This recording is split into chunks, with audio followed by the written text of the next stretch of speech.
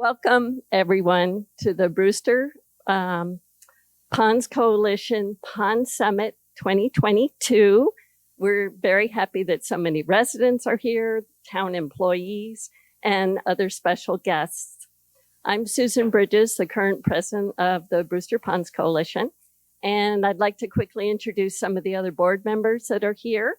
Where are they all? Well, Marcia Kelb is here, Nancy Ortiz, Conrad Schultz, Rob Condon, who did I forget? John Keith, our vice president, Mary Matterstock. I think everyone signed in with Mary. Did I get everybody? I think so. So I'd like to begin by giving you a little history of the Ponds Coalition and the Ponds Summit, and tell you why this year is different. In the past, the Pond Summit has focused on pond remediation projects that our different neighborhood groups have been involved in. A few years ago, John Keith spoke to everyone about weed harvesting at Elbow Pond, and we also had a program where Jim Moynihan talked about a stormwater remediation basin built at Seymour Pond, and that was terrific. And the goal in the past for the Pond Summit was to really energize pond neighborhood groups and get them to plan remediation projects like that. We're still very interested in doing that, but this year is different for three reasons. First, we're going to talk about a problem that hasn't got a solution yet. We're going to work on that solution today. And the second reason it's different is that we are very happy to be co-hosting this Pond Summit with the town of Brewster. Thank you so much. And the third reason it's different is that we are trying today to inspire the whole town, not just pond groups. So thank you very much. And I'm going to quickly go through the agenda. Opening remarks, and then our first speaker will be John Keith talking about pond groundwater issues. Next, Mark Nelson will be talking about integrated water resource management planning.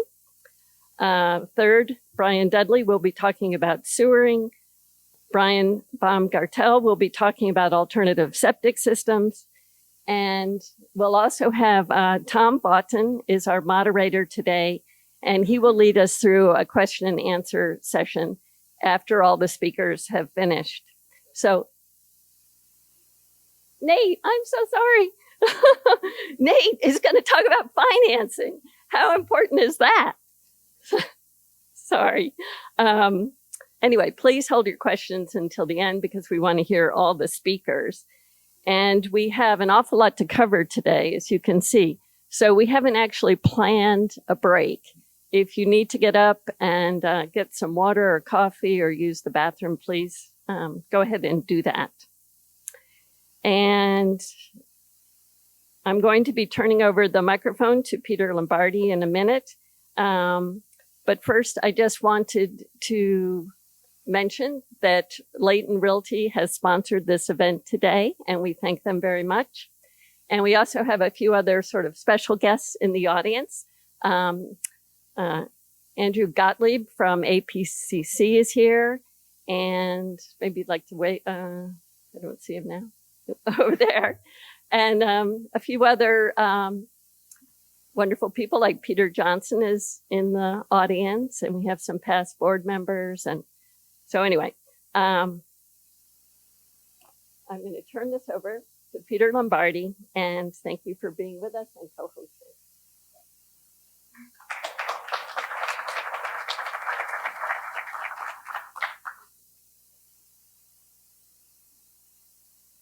Thanks, Susan. Morning, everyone. On behalf of the town of Brewster, I want to thank the entire Ponds Coalition board, Susan and John and Conrad and everybody else on the board for partnering with the town to co-host this year's annual summit. We really appreciate the opportunity to continue to build on and strengthen the partnership with the Ponds Coalition. I also want to especially thank Marty Burke and his entire team of PALS volunteers for all their help with pond sampling. Susan mentioned we do have some town officials here this morning, and I want to acknowledge them. It's really a great team. So I'll start with the select board. We have Dave Whitney, who is the select board chair. We also have select board members Carrie Hoffman and Cindy Bingham.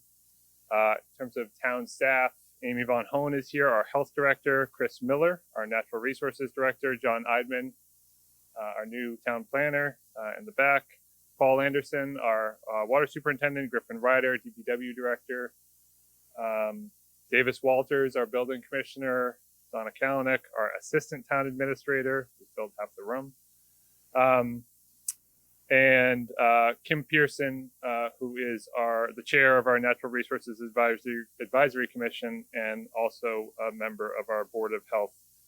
Mark Nelson, who you'll be hearing from later, is also the town's longtime water planning consultant from Horsley Witten. Water quality, as you all know, is an incredibly complex and really impactful issue for the town. And these individuals represent the interdisciplinary team that we have working on your behalf on these issues. It really is, like I said, a team approach. Brewster has really always been a leader in terms of identifying water quality as a shared community value, and we've been really consistent in being proactive in terms of managing our natural resources over the years. The vision plan back in 2017 reinforced that preserving high quality drinking water and maintaining and improving the health of our ponds and our marine watersheds was a consensus priority goal. Consistent feedback over the years from our residents as recently as this past February when we issued a survey related to our local comprehensive plan ranks water quality at the very top of everyone's list in terms of critical issues. It's really part of our identity and what makes Brewster a special place to live. The action of town leadership reflect the fact that we share those values. The select board in each of the past 3 years has identified our collective work advancing water quality initiatives as a goal in their strategic plan.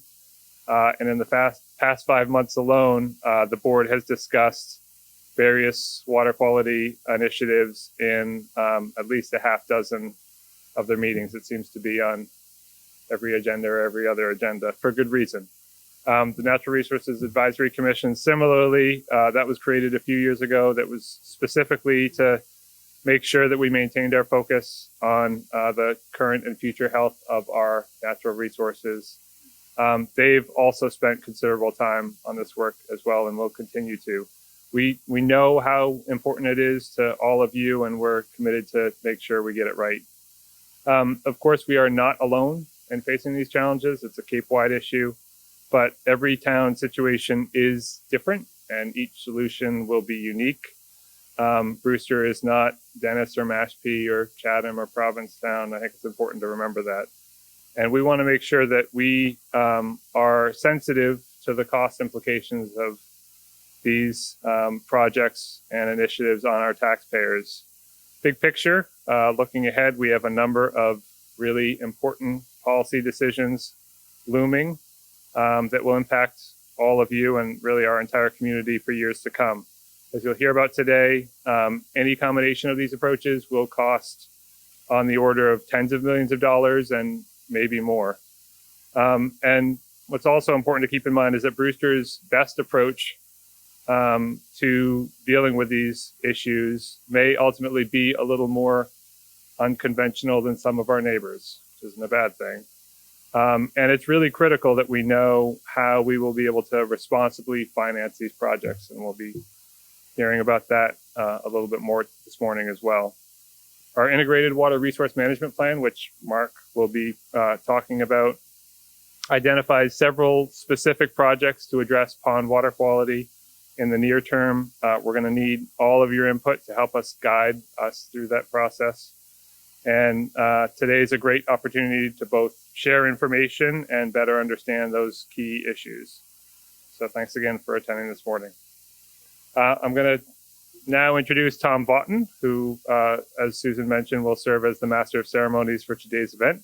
Tom is a full-time resident of Brewster. He was a member of the founding board of directors of the Ponds Coalition for 6 years and served as its president from 2015 to 2019. Tom has continued to volunteer with the Ponds Coalition on a number of projects these past few years. Prior to his professional retirement, Tom served Harvard University for 32 years in numerous leadership positions, most recently as acting vice president for administration and campus services. At Harvard, he also led the creation of the university's Office for Sustainability, one of the earliest higher education environmental sustainability programs in the country. He maintains a strong interest in environmental protection and helping solve complex problems, so he's in the right place. Tom.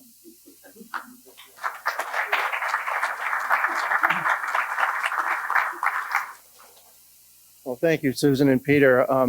It's all right. I'll do what I can.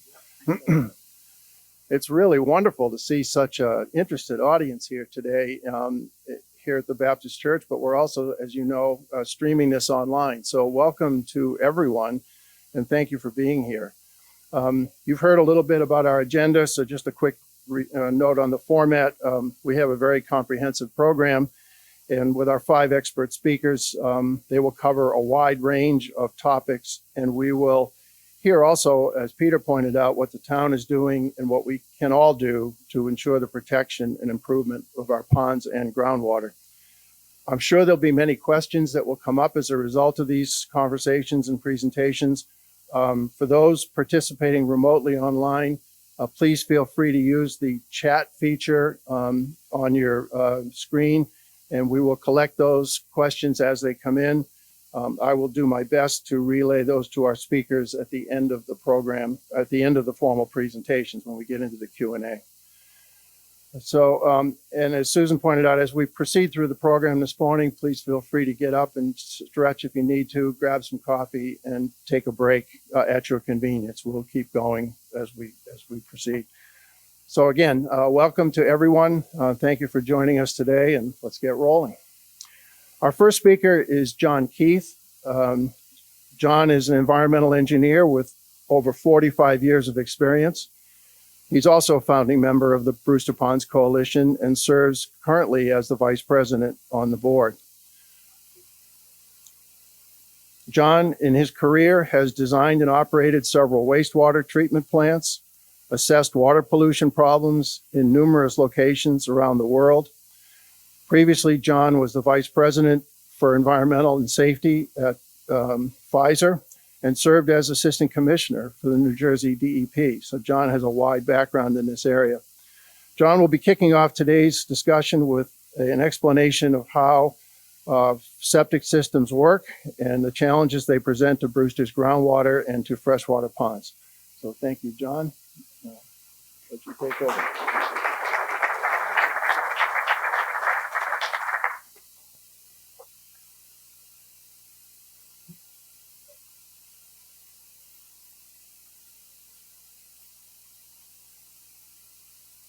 All right. Good morning. It's great to see everybody here. Most of you are probably pretty familiar with ponds and some water quality issues and septic systems. However, there may be some in the audience who are not as familiar with the pond situation and how septic systems work. And so I will be providing a little introduction and background about that subject. We'll talk about pond and groundwater pollution sources, a little bit about how septic systems impact those resources, and then one slide giving a broad overview of what the impairment status is in Brewster Ponds. So a little background. As you're probably aware, Brewster has more ponds than any other town on Cape Cod, 83 of them, ranging from long ponds, 740 acres, to some ponds that are not much larger than a large puddle. They are a key resource. It's a reason why we live here, why so many people come here for all sorts of recreational activities. Also a key natural resource for flora and fauna throughout the town. And of course, there's a huge economic value. We have nearly 700 pond front or pond view homes in Brewster. And as you well know, those houses get a premium price. Everybody wants to live near the water. The ponds are intimately connected with groundwater, as I'll discuss on the next slide. So the same water that's in the ponds is eventually the same water that ends up in our town and private wells. A little geology.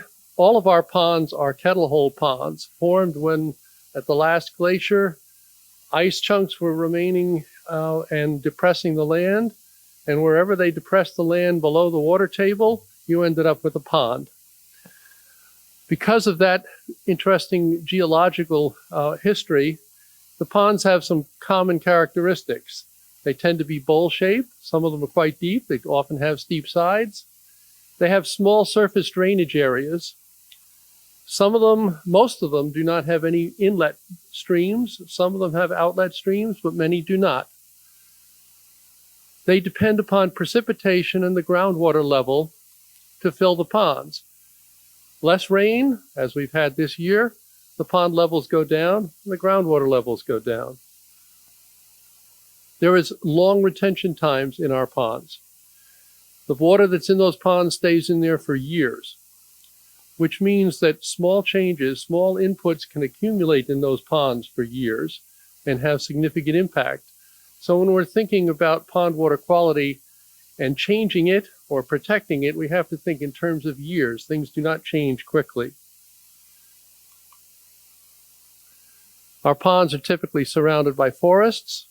Many of them have many residential properties around them. If you're not aware, you go back a century and a half, Brewster was essentially clear-cut and was agricultural land for grazing and farming. Truck farms for supplying Boston with food, also a major bog industry. Some of the issues that we have with legacy pollution may be related to those past agricultural activities. We're largely reforested now, but you have to picture Brewster as completely devoid of forest, because that's what it was when my father was growing up here in the 30s.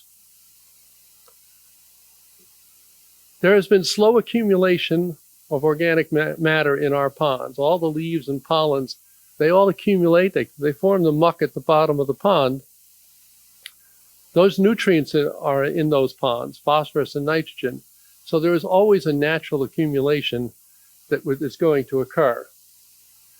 That being said, pre-development, pre-human impact, the pond water quality in Brewster was, for the most part, superb. Clear water, well-oxygenated water, lots of fish, low nutrients and the like. So for the most part, the impairment of ponds that we're seeing in Brewster and the increasing trend that way is a result of human impact. You have to think about all the ponds looking more or less like sheep pond. That's the original condition. There are different types of pond impairment. So when you say a pond is impaired, what are we talking about? I've listed here 7 different types. One is low dissolved oxygen. That can cause fish kills. That's generally a result of high algae blooms, which is a result of nutrients in the pond. Poor clarity, it looks murky. That can be a result of a silt that's coming in from the roads. It can also be a result of algae and other foreign substances floating in the water. High nutrients, phosphorus and nitrogen from whatever source. Harmful bacteria related to fecal matter, whether that's human or animal, and pets. Chemicals, which can include heavy metals, lead, mercury, PFAs, oils, pesticides, detergents. Invasive species, and we do have that problem in a number of ponds. Things like milfoil or invasive mussels that have been brought in by boats or foreigners. and nuisance levels of plants when the nutrients get so high that the plants grow to great profusion and choke out all other life. So you have that problem some places. So impairment can take many types. I've highlighted in red those types of impairments that are related to septic systems, which we're going to focus on here. And these are also the same sort of nutrients, same sort of impairments and pollutions that can adversely impact drinking water if they reach our wells. Ponds are complicated ecosystems. There's a lot going on in each and every pond. There's lots of ways that pollutants get into and out of ponds. You can see, starting from the left, you have groundwater that flows in, notably carrying pollutants from septic systems. You have surface flows in from roads and runoff, bird waste, rain deposition, deposition of vegetation, leaves and pollen and the like. Of particular importance is the processes that go on inside the pond, and a key process that goes in is the annual change of settling, deposition, and release of nutrients from bottom sediments. And I'm going to talk about that on a subsequent slide. But that process of deposition and release from nutrients is the key reason why you can see dramatic changes in water quality as the year goes along. Pollution sources to our ponds. We're highlighting in this meeting septic systems.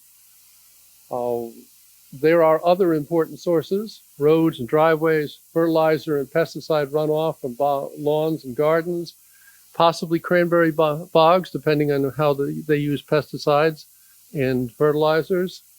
Animal waste, we also be picking up after the dogs. There are sources that add nutrients we have little ability to control, like atmospheric deposition, leaves, pollen, wildlife. But let me go back to the septic systems. Septic systems are probably the critical controllable pollutant source that we have in our ponds.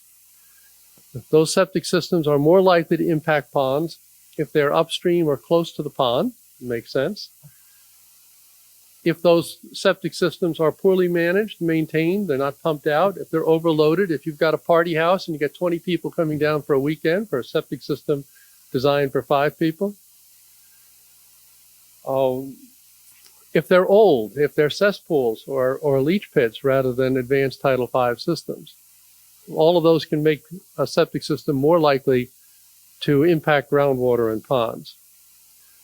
Every house in Brewster uses a septic system, as do our businesses. All told, on a yearly average, something in the range of 1 million gallons a day is released from septic systems into our groundwater, widely dispersed through the entire town. So it's not a little number. There's a huge seasonal variation in that flow, naturally. We're approaching the peak of that flow right now. In the winter, it's a whole lot less. Let me get back to a little bit about how nutrients accumulate over a year and over the years. There is a natural annual cycle. In the fall, all the plants and vegetation settle to the bottom. They carry the nutrients down to the bottom of a pond. In the spring, and as the ponds warm up, you get a low oxygen level at the bottom of a pond. That encourages release of phosphorus from the sediments back into the water column. And you see an elevation of phosphorus. Phosphorus is the key limiting pollutant that with regards to cyanobacteria and algae blooms. So if you're seeing algae blooms or you're seeing cyanobacteria, phosphorus is the one that has come up and allowed that stuff to grow. Pre-human development, all of that same cycle was still occurring, although it was the long-term trend was fairly flat. Post-human development, you started to see human impacts, releases of nutrients, and you started to see the long-term trend go up. You still had the diurnal diannual variation. But as the trend goes up and the pond reaches into the eutrophic zone, then your risk of cyanobacteria and algae blooms and other water quality problems increases. That's what's happening in a number of ponds right now. You may, most of the year, when you're low on that curve, that phosphorus curve, there's going to be no problems. But if you just go over that into the eutrophic zone briefly, you can get those episodic algae blooms and cyanobacteria blooms. That's what we're seeing. That's why you can see cyanobacteria rise up, and all of a sudden you have a bloom, and it lasts for 2 weeks and goes away. That's the sort of phenomena that we're seeing. For those of you not familiar with what a septic tank system is, the diagram on the lower left shows that. Wastewater comes out of a house, goes through a septic tank. The solids settle out there. The wastewater goes out into a leach pit, a leach field, where the wastewater comes out of small holes in your pipes and goes down into the groundwater. That's a typical Title V system. Title V systems were designed to remove the solids and to get efficient removal of the bacterial contamination. They are not designed for removal of nutrients. At best, you're getting maybe 25% or so removal of nitrogen and phosphorus in a conventional Title V sewer system.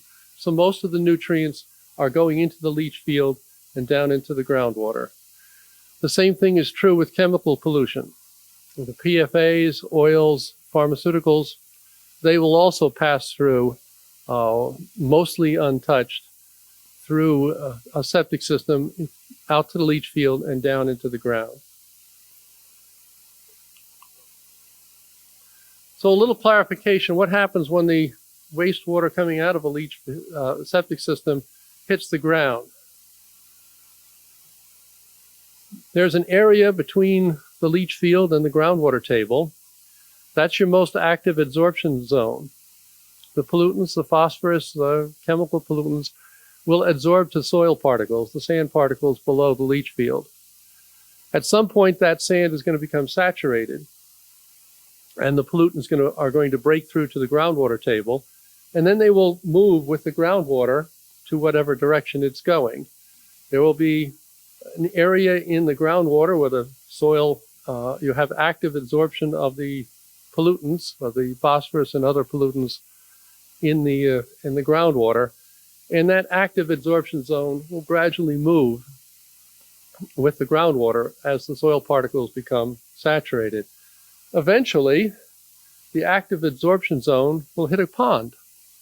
And when it does, now we've got nutrients and other pollutants going into the pond.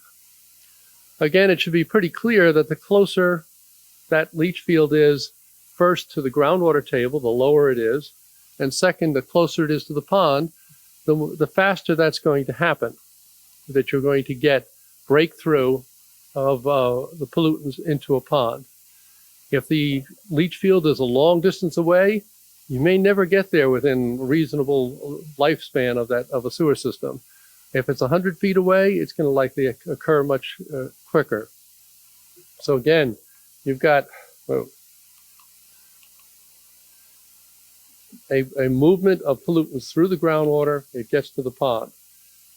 Because of the long retention time in ponds and within the groundwater, once these pollutants are in the groundwater and in the pond, it takes years to flush them out. If you stop all the septic systems now, it would still take years to clean all this up. That's the long retention time problem. This is a map prepared by Horsley Witten that shows the areas that are upstream of ponds in the pink hashed areas. You can see it's a substantial number of areas.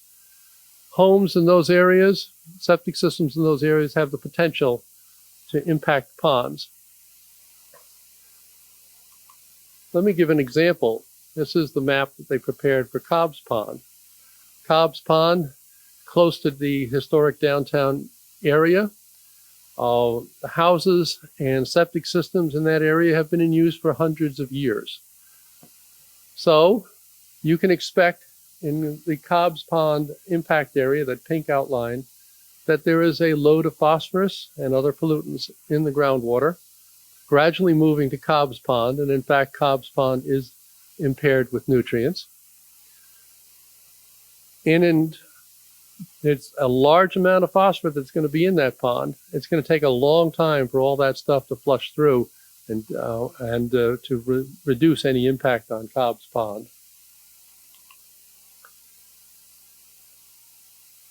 So this is my one slide about where do we stand on which ponds are impaired.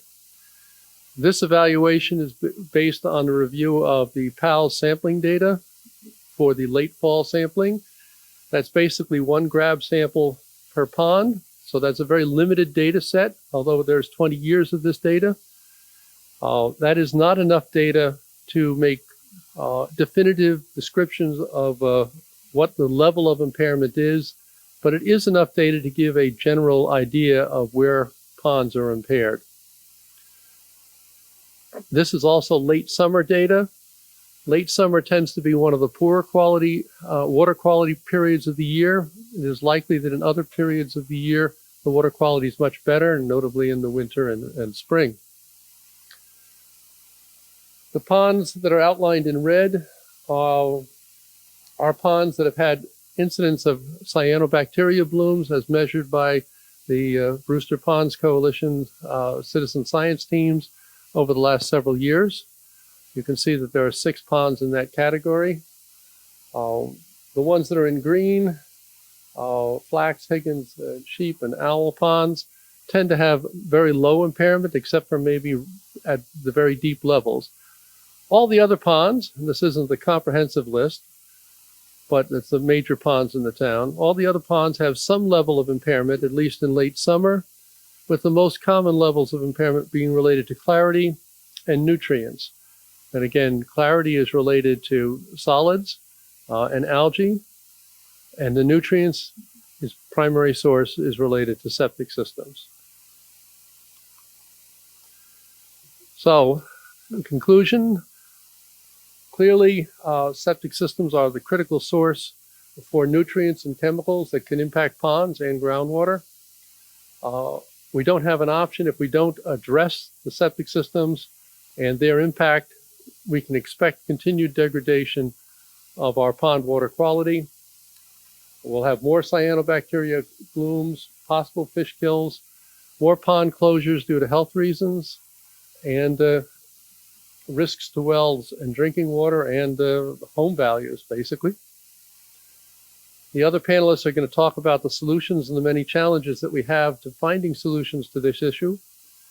But basically, it's going to require a technically sound study to evaluate what our options are in terms of cost, time, and effectiveness. It's going to take broad support from the people of Brewster. It's going to take a sound funding mechanism. As Peter mentioned, we're talking tens of millions of dollars here. And it's going to take a good number of years because of that long retention time. Good number of years both to implement, because you can't spend millions of dollars instantly. You have to get a long approval and study processes, but also a good number of years to show effectiveness of the strategies that we're doing. But if we don't start now, then it's only going to get worse.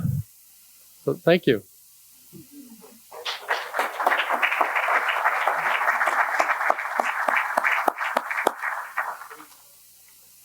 Looks like we need to adjust the slides back, but I'm going to let Mark deal with that. Our next speaker is Mark Nelson with the Horsley Witten Group in Sandwich. Mark is a principal and senior hydrogeologist with over 30 years of experience in water resource planning, focusing on wastewater management and its impacts on drinking water, freshwater ponds, and coastal estuaries. Mark has been working with the town of Brewster since 2011 on the development and implementation of the town's integrated water resources management plan. And he's going to give us an update today on where the town is. And Mark, thank you very much for joining us. Yeah. Well, good morning, everyone, and thank you for the chance to join you. It's been a a real pleasure to work with all of you for a number of years on these water quality issues. And I think one of the great things about that is when there is a meeting and a discussion about these important issues, everybody shows up like we have today. And I think that's really helpful overall as we look at some of these important issues. And my goal today is to talk through the town's integrated water resource management planning process. Sorry, I'm learning the remote a little bit. I apologize. And give you a little history of what's gone on over the last 10 years with a real focus on the ponds, and then move over a little bit to talk about some of the strategies that have been considered for pond management practices, focusing on septic systems, but also touching a little bit on stormwater and buffers around ponds, because all of these play a role overall. So this has been hinted at a little bit this morning, but the planning process that's gone on in Brewster and the acquisition of all the open space that's taken place has had a significant effect, positive effect on water quality across the town. About 41% of the areas providing your drinking water are protected open space. When you look at these green areas around many of these ponds, that's had a significant impact as well. The interesting thing comes back to some of the history that John was talking about, is because some of these ponds where the watershed that's going to affect it is protected still have water quality issues. If you look at Cliff Pond in the middle of Nickerson State Park, that's one of those issues. So there's a variety of complex issues that go into restoring the water quality in these ponds, and wastewater is clearly one of those issues. So I'm going to talk a little bit about phosphorus and also about nitrogen, because both of these nutrients play a role here. Phosphorus comes from a variety of sources. The septic systems clearly are one of those. And it's really the septic systems that are in close proximity to the shore of the pond. And I'll get into that in a little bit more in a minute. But nitrogen is also going to be an issue. And that comes from our septic systems, the fertilizers we apply to the ground, the road runoff that may flow down to the pond shore. And nitrogen moves fairly readily in groundwater. Our septic tanks get about 80, 90, maybe 100 milligrams per liter of nitrogen coming into them. And we get about 35 or so milligrams per liter that actually enters the groundwater right below that septic tank. And that will flow. There's very limited removal of nitrogen once it's entered groundwater. So that's a factor across the town for drinking water, for coastal estuaries, and to a certain extent for freshwater ponds as well. So when we're looking at water quality overall, they all link together. And hence the decision the town made 12 years ago to do an integrated plan, to really make sure that if we're protecting our drinking water, we're also looking at the ponds, we're looking at the coastal waters. And that's going to play an important role in this discussion, as I'll touch on in a minute. A brief overview of the timeline as to how things have gone. This project began in Brewster in 2009, and the Integrated Water Resource Management Plan came together about 3 years later. We did a water resource atlas, and John showed you one of the slides from that, and it's available on the town's website, where you can look at what's contributing to a pond, from the overland runoff, the surface watershed, and from groundwater, and the buffers around a pond where phosphorus might be more important for coming into the pond. And there's been a fair bit of work that's gone on a number of ponds throughout the years since 2009. The Walker's Pond weed harvesting started 4 or 5 years ago.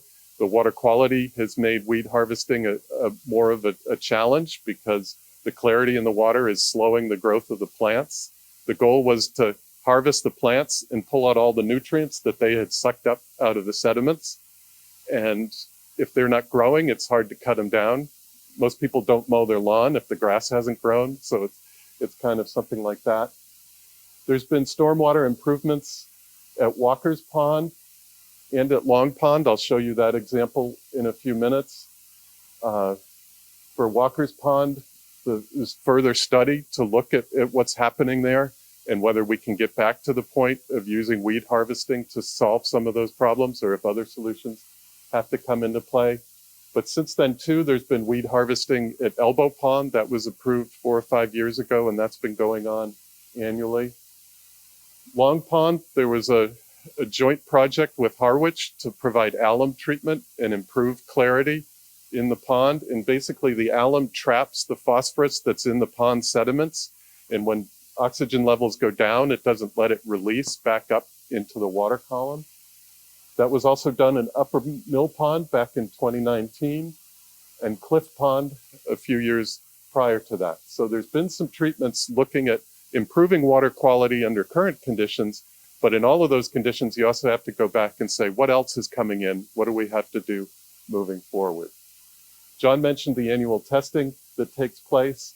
The overall summary report that provides input on that testing is a little bit old, from 2009. And there will be a new study done next year that takes the data that's collected annually and update a summary report for all of that that's going to be taking place. And that's going to be helpful for making decisions moving forward. So let's talk about phosphorus in septic systems for a few minutes. And the town, many years ago, adopted a regulation that says you cannot have a leach field within 300 feet of a pond. It was a pretty important regulation. Not many towns have done this. And the reason for that 300-foot setback is that studies have shown that the phosphorus exiting a septic system binds with the soils below the septic system and the sediments that are below the water table, so in the aquifer, and it really traps a lot of that phosphorus. And for the standard life of a septic system, the movement of that phosphorus, it'd be highly unlikely that it's going to move more than 300 feet. If you can keep those leach fields more than 300 feet away from the pond, you're going to really minimize the amount of phosphorus that comes through. Now, there are probably some exceptions to that. If you have a larger wastewater treatment facility, you're going to see more phosphorus coming through the ground, and the amount that can be captured is based on the chemical composition of the sediments. It's binding with the iron and the manganese, for the most part, in those sediments. And if you're more phosphorus than there are binding sites, it's going to continue to move forward. But once it's bound, it's pretty well fixed. And, you know, there's been a lot of study of this over time. There was a recent study by a professor at the University of Waterloo that was looking at about 25 systems with about 40 years of data, and was showing that that 300-foot setback is fairly protective of freshwater ponds. He was finding systems where the phosphorus had only moved about 10 meters. So you have to convert that, that's roughly 30 to 33 feet. And when you read a report from Canada, you got to go back to the metric system. But it's interesting to see that. And there's a study going on right now with the Barnstable Clean Water Coalition near a pond in Marston's Mills, Schubel Pond. And EPA is doing water quality testing in groundwater near a number of septic systems. And right now, they've seen phosphorus in its preliminary data. It's 1 or 2 rounds of testing, so it's early to make any conclusions with it.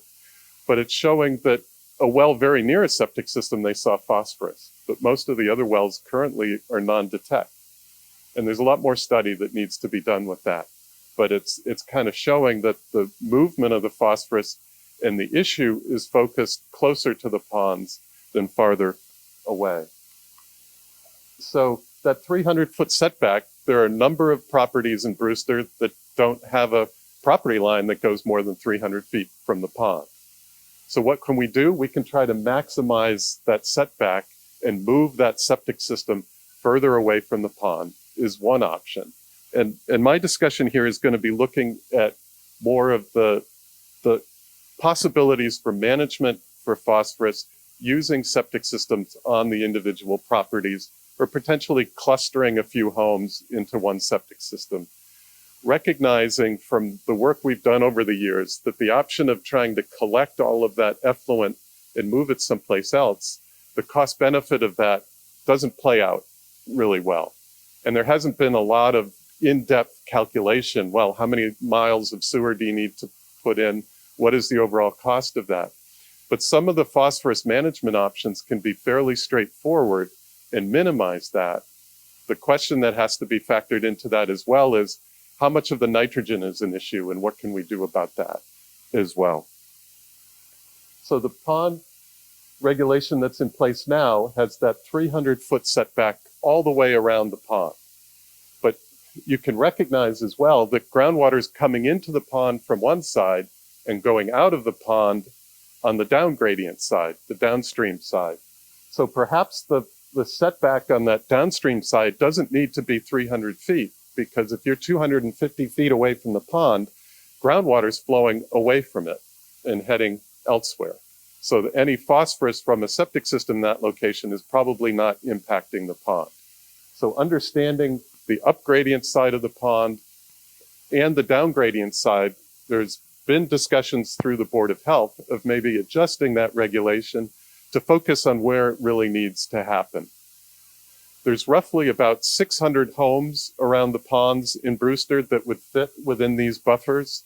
And we haven't yet gone to a detailed study to say how many fit within that 100-foot down gradient.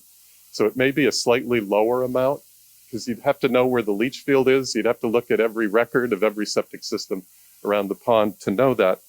But we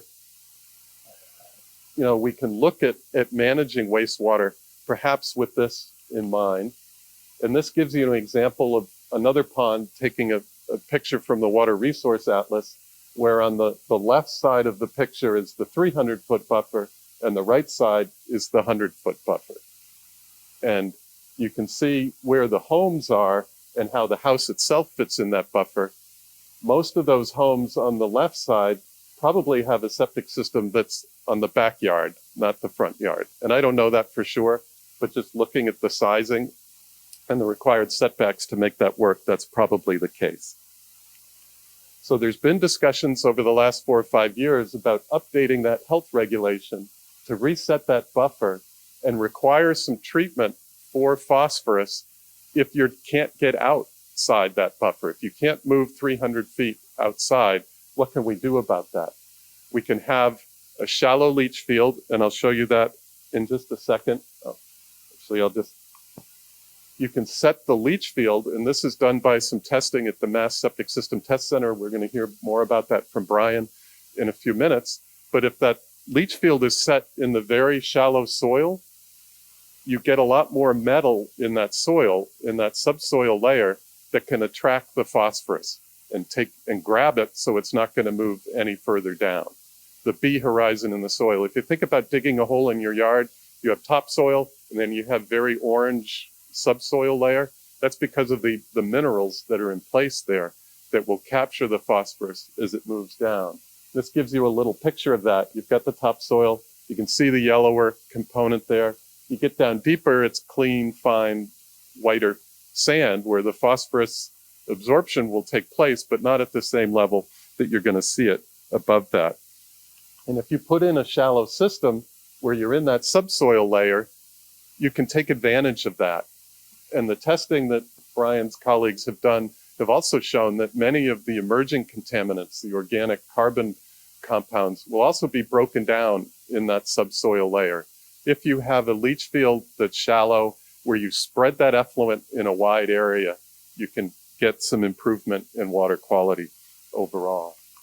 The other option is there are a variety of technologies that can be added to a standard septic system that are in the beginnings of the approval process here in Massachusetts to be able to be used. Many of these have pilot approval, meaning you can put in up to 15 systems and test how they work.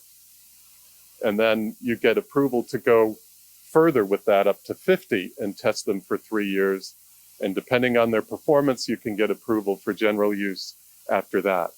But these are pretty straightforward systems and offer some opportunities that would allow for phosphorus removal and could be options for the town of Brewster to consider and maybe move forward with in trying to see how these work. A lot of them work with trying to capture the phosphorus in some iron in the septic tank or in a side tank where you can react the phosphorus in the wastewater directly with reduced iron and let it infiltrate and, precipitate out into the soil below the leach field. And they're showing to be fairly straightforward and fairly effective. But yes, it's at the beginning of the state approval process overall. So I mentioned this briefly before, perhaps up to 600 homes if an IA program was brought into this. We're probably talking about $20,000 to $25,000 per property. So there's a significant amount of money that goes into this. It's going to vary at each individual home how this is done based on the slope of the land, the landscaping around the property, whether the existing leach field or septic tank are fully functioning, whether you're replacing an outdated system and you'd have to improve it anyway, the costs could vary. And that's going to play a role with this as well. So there's been discussion through this integrated water resource management process about doing a pilot program to find maybe 6 or 7 homes where there'd be an interest in installing one of these technologies and documenting locally how the treatment is working and work through the process to make sure these systems are managed and operated properly, they're inspected, there's testing done to prove that they're doing what they claim they can do, and work through that overall. And that's something that I think the town will be considering over the next year or so, is how do we set up a test run of this to see how it could be possible. And then there's an important part of this is how overall does this get paid for overall? And we could spend another 3 hours just on that, I understand. But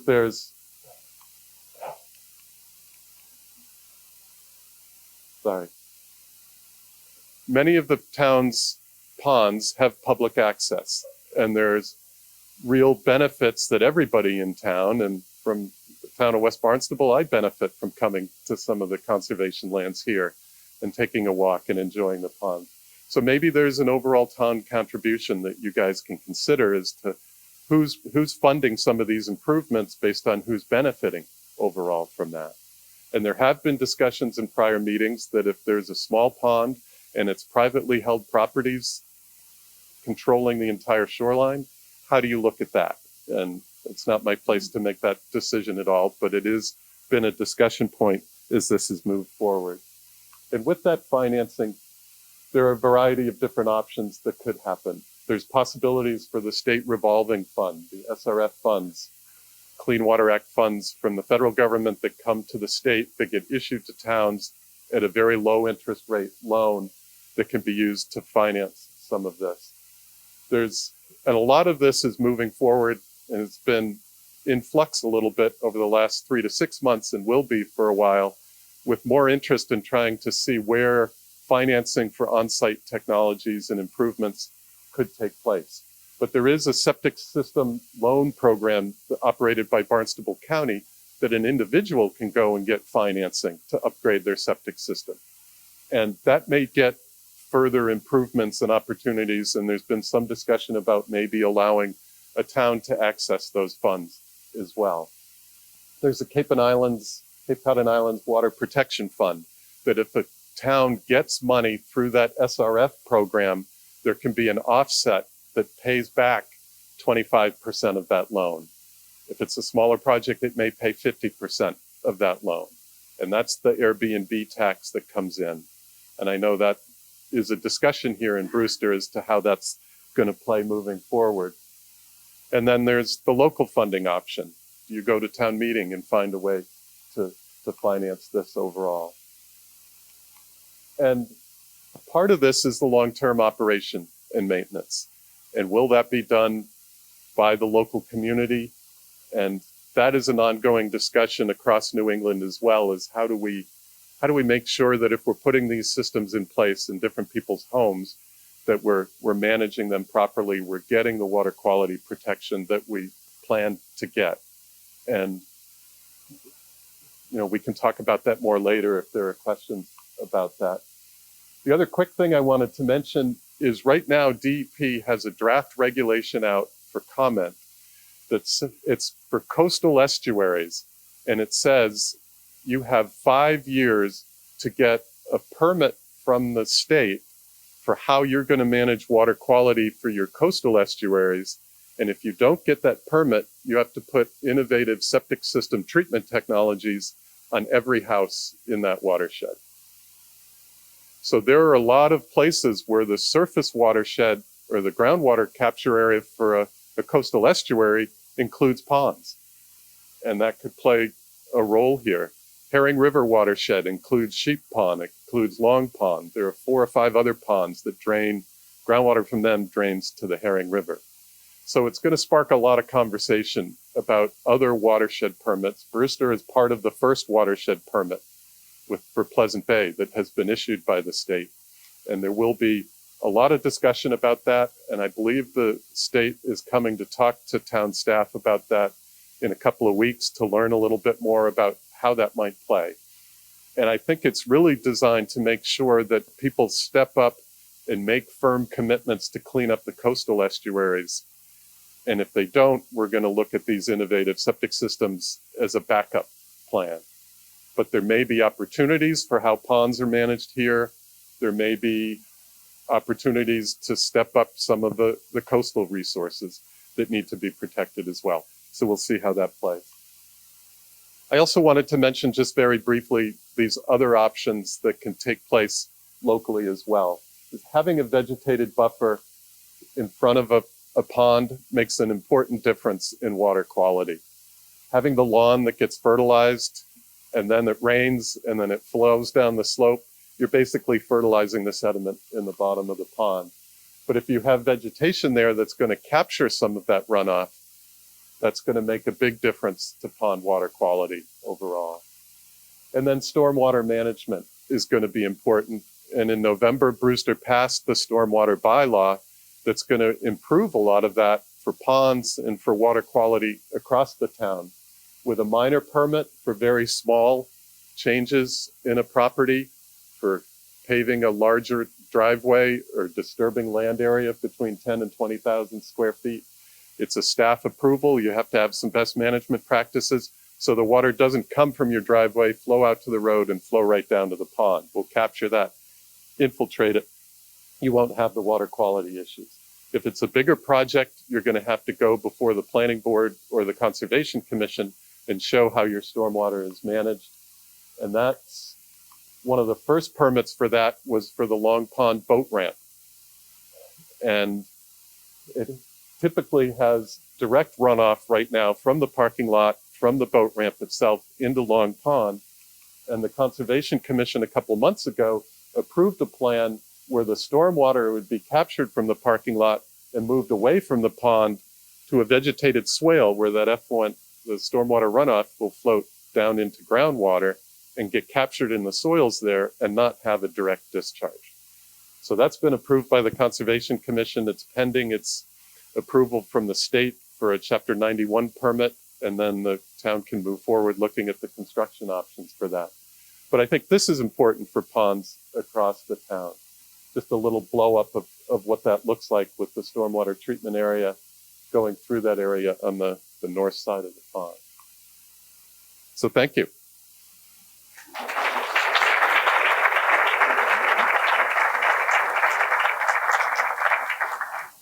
Thank you very much, Mark. Our third presenter today is Brian Dudley, who is fresh off a long career with the Massachusetts DEP as the wastewater management section chief for the Cape and Islands. His responsibilities have included permitting, compliance and enforcement, and administering groundwater and Title V regulations. Brian played an important role in every sewer project in every town that has installed sewers on the Cape. And today, Brian will talk to us about sewers, the phases, the pluses and the minuses, and how we might want to think about sewers, and as an option for reducing the nutrient levels in our groundwater and in our freshwater ponds. So Brian, welcome, and thank you very much for joining us today.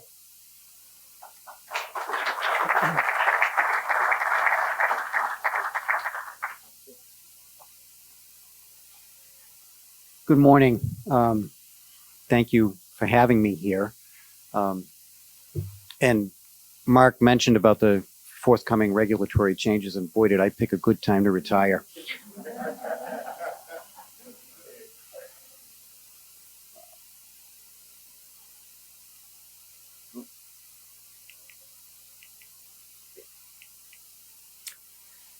So I wanted to talk today a little bit about conventional treatment and collection. I think that most people typically recognize that as treatment plants and sewers. And I think, as many of you already probably know, there are important reasons why we want to treat wastewater. And what I want to emphasize here is that there is no one single reason why we treat wastewater. And that becomes an important part of any overall plan. So that we want to be able to reduce impacts on the environment and resources, whatever those resources may be, whether they're coastal estuaries, whether they're freshwater ponds, whether they're any other kind of wildlife habitat. We want to be able to remove pathogens so that we can protect public health. We want to be able to remove nutrients so that we can protect coastal resources, freshwater resources. And we also want to be able to remove harmful chemicals.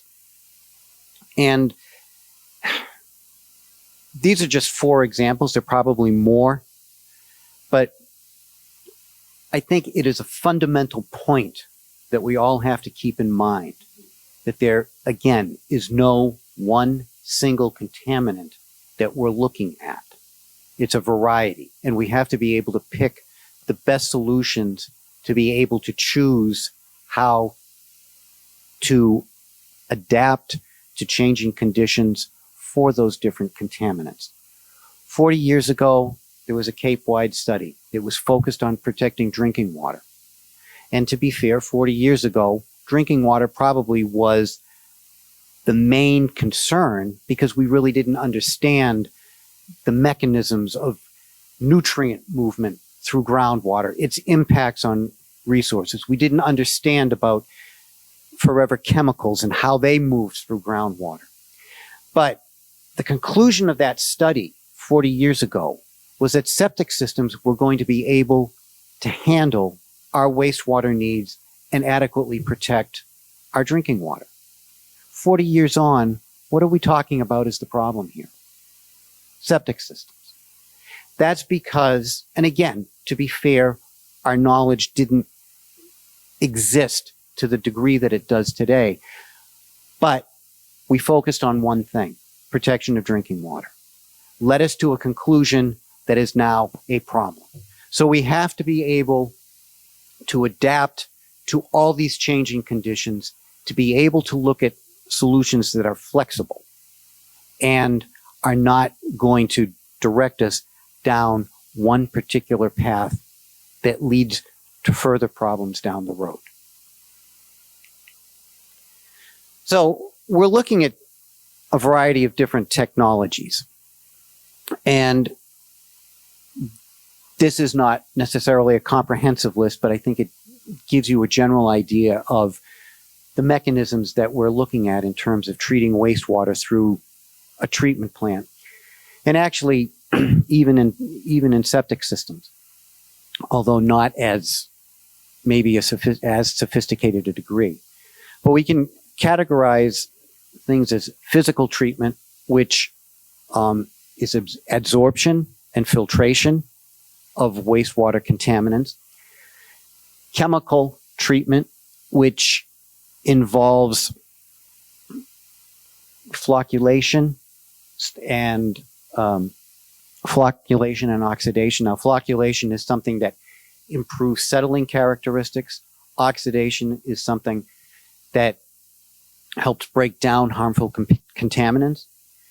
And then we're looking at biological mechanisms, and examples of that are treatment schemes involving activated sludge, which is a type of manipulation of biological organisms to help treat wastewater, and those can be anything from bacteria to other protists that you may remember from high school biology, that paramecium, all hydra, all those good little guys, rotifers. And then fixed film, whereas activated sludge is a suspended mechanism where all this stuff is mixed and suspended in the wastewater. Fixed film, you're actually looking at a sort of gelatinous mass on a surface, and the wastewater infiltrates into that gelatinous mass, which again is supported by a lot of microbes and provides treatment. So that is a very quick distillation of my 30 years of wastewater experience.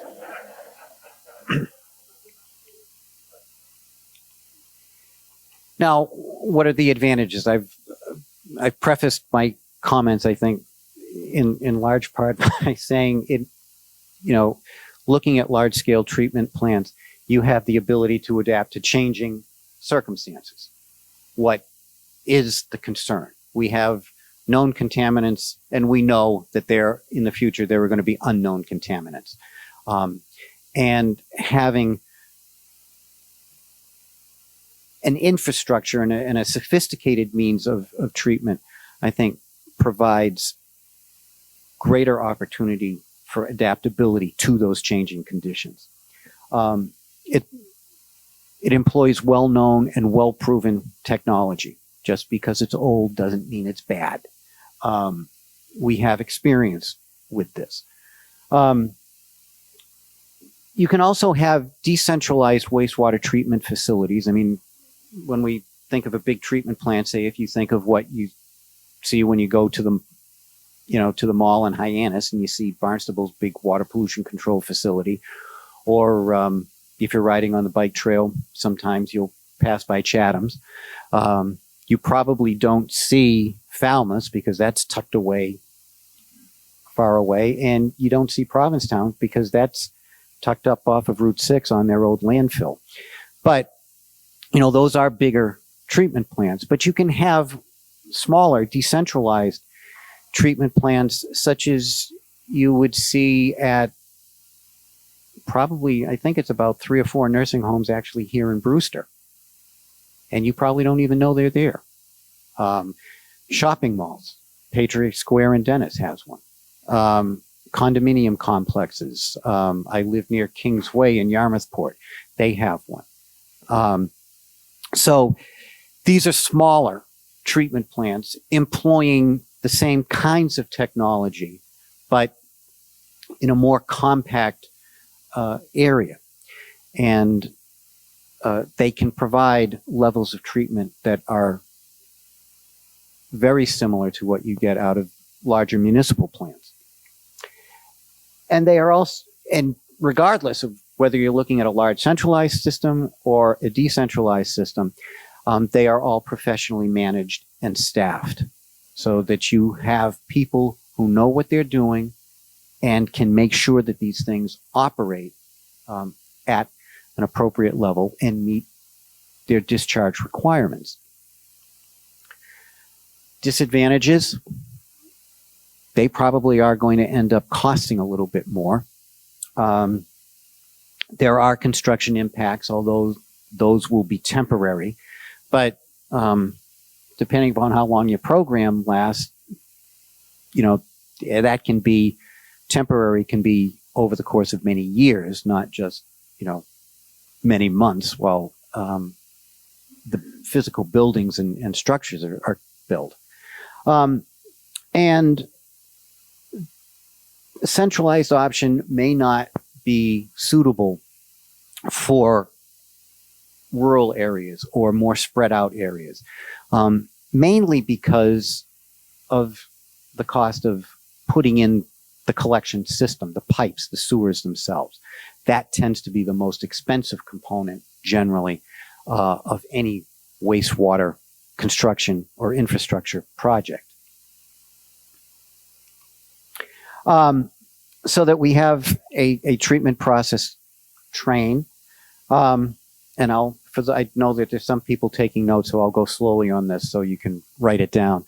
We have preliminary treatment where essentially you're taking kind of like the really gross stuff, the heavy grit, the rags, and those can be settled in large grit settling chambers. You can also have mechanical screens or actually hand clean screens that can take out some of that stuff.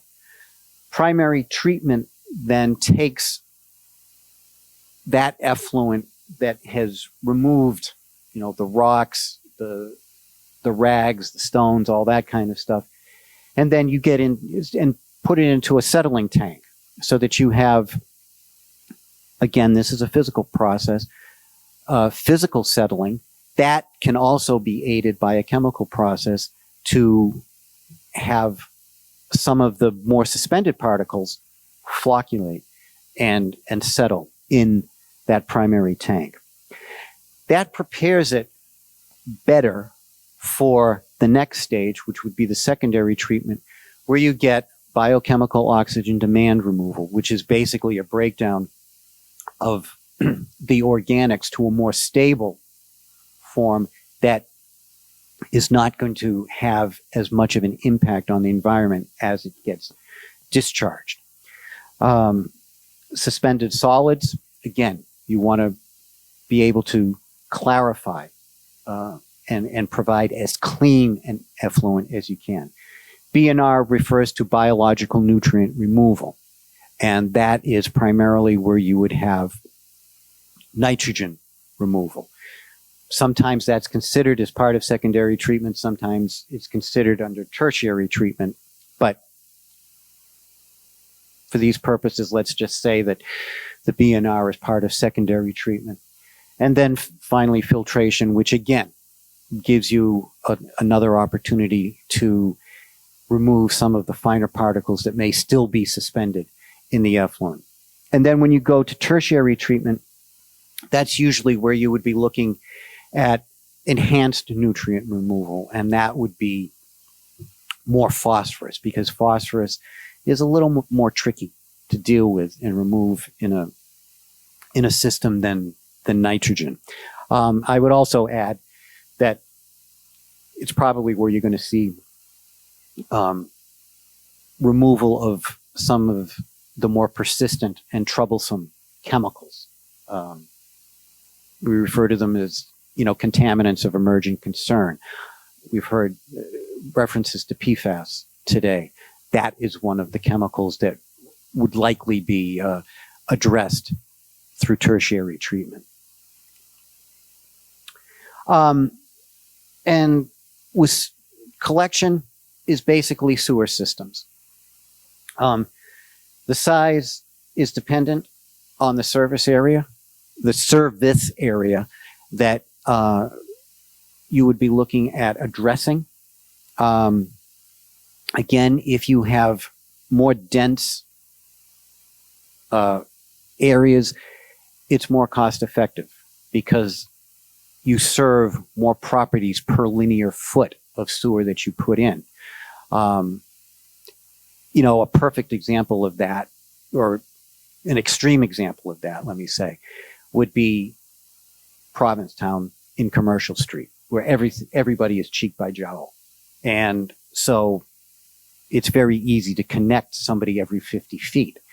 If you look, say, in Falmouth along Route 28, or even in Chatham along Route 28, not quite as dense as Commercial Street in Provincetown, but still relatively dense.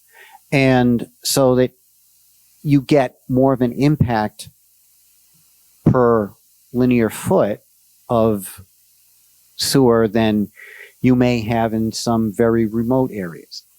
And, I realize here in Brewster that there is a concern about, the more rural nature, I think, that you might see here than in some of the other communities. But around the ponds, there are some pretty dense areas where a collection system actually could be cost effective. Now, does that mean a large centralized treatment plant, or does it mean I'm sorry, a large centralized treatment plant, or does it mean a smaller decentralized treatment plant? Those are the kinds of things that would have to be analyzed. I'm not here to give you the answer. I'm just saying that those are the things that you want to be able to look at. So it consists of pipe network, pump stations, because it's all with the idea of conveying wastewater to the treatment plant, whatever configuration that may be. And as I had mentioned earlier, usually it is the most expensive component of any sort of infrastructure process. So how do you choose among the options? I mean, for those that are familiar with the real estate mantra of location, location, location, I would say planning, planning, planning. But I'm going to limit it to 3 plannings, because it doesn't become planning, planning, planning, planning, planning, planning, planning, where you become paralyzed by planning and then never get anything done. And that has been a problem. And I think it's something that we all have to be mindful of and that we have to guard against. There comes a point where you actually have to do something. So how do you do that? You engage all of the community. You have a wastewater resources committee here, a natural resources committee that's looking at this. Public hearings, advertising, having groups like the Brewster Ponds Coalition sponsor meetings like this and symposia like this. You have to look at all the options. There is not necessarily one single solution that is going to answer all the problems. Obviously, you want to consider cost. You want to be able to consider flexibility. Again, adapting to changing conditions and not focusing on one single contaminant. And that means looking to future concerns. Just don't worry about what's impacting you today. What is going to impact you in the future? So, I would hope that the key messages that you may come away with here is that you want to customize the solutions to your community. You want to be flexible. You want to look at adaptability. You want to look at cost. You don't want to focus on one single parameter. Public outreach is of paramount importance. You have to have everyone engaged so that everybody understands what the issues are, what the problems are, what the solutions are, and why you've come up with those solutions, so that you don't have somebody, well, inevitably you will, but you minimize somebody standing up at town meeting and saying, I don't know what this is all about. But the more you can avoid that kind of circumstance, the better, and the best way to do that is a comprehensive public education campaign. And you don't want to focus on one parameter. You want to evaluate options. And my last point, I don't know if I've mentioned it, but you don't want to focus on one parameter. So I hope that has given you an idea of what the options are for wastewater treatment, both decentralized and centralized treatment. And afterwards, I'll be happy to answer any questions when the Q&A session comes up. So thank you again for having me. It's been a pleasure.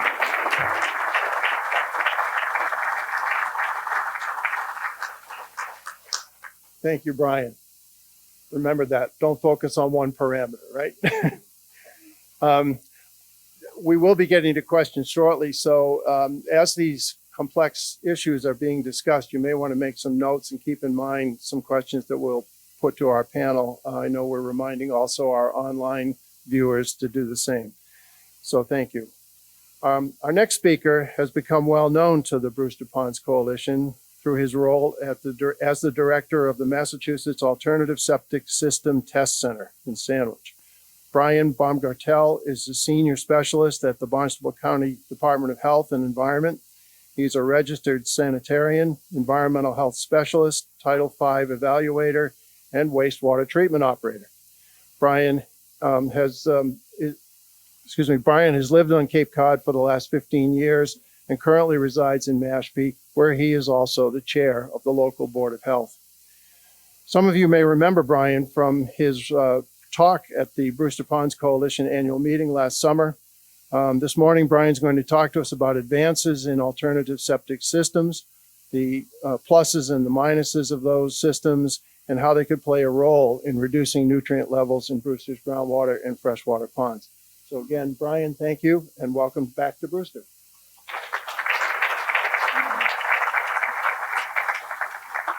Thank you. Good morning. I don't think they brought out the tall guy microphone for me, unfortunately. This is great. I get to nerd out with some of the colleagues that I've known for a number of years and had a lot of discussions about wastewater. I'm going to have to lean in a little bit here, maybe like squat down. I didn't do my squats this morning. So what I'm going to talk about are IA system technologies. So these are on-site. You know, we've talked a lot about them this morning. I'm going to give you some more detail on some of the technologies that are out there and how they perform in the real world. I'm going backwards here. Hold on. So one of the things I wanted to just quickly touch on is what is the scope of the problem? And I think, we've probably hammered this point home a lot more than some of the other points today. But when we're talking about nutrient loading to water bodies, clearly with nitrogen, we're talking about saltwater environments. With phosphorus, we're talking about our nice freshwater environments, our ponds and everything.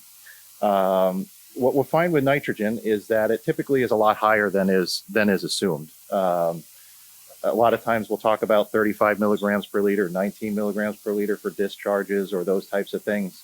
But what we're really seeing is that nitrogen is a lot higher in wastewater than has really been historically considered. I think a lot of that has to do with a lot of the low water use facilities that we're putting into our homes nowadays, which is a tremendously positive effort. And I'm sure Paul certainly approves putting those technologies in to reduce water use in the home. Oh, I get the special microphone. There we go. Thanks. Cool. All right. Whoa. Nope. Too close to that. Hang on. Is there volume on? Whoa. I'm going to have to hold it way out here. How's this going to work? This is really uncomfortable. Let me go back here. Okay. All right. There we go. Is that up? Now you can't hear me. Oh, no. I just turned this one back on. See, this is going to cut into my time now. Oh, man. I'm going to have to talk for longer. Is this working? Can you hear me? Can you hear me? All right. I'll just do this. Like with my kids at home.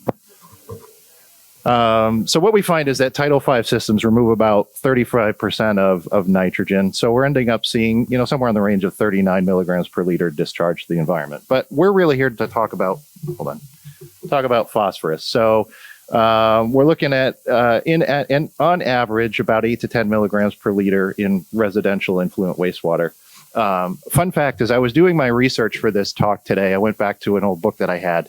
And this number actually came from a research paper authored by somebody with the last name Dudley. And I said, Dudley, where do I know that name from? So I flipped to the back of the book and the reference said B. Dudley and another name I didn't recognize. So then I Googled the paper and it turns out some guy named Bernard, I don't know, from the UK did this research. But I got excited because I thought maybe you had done some research I didn't know about.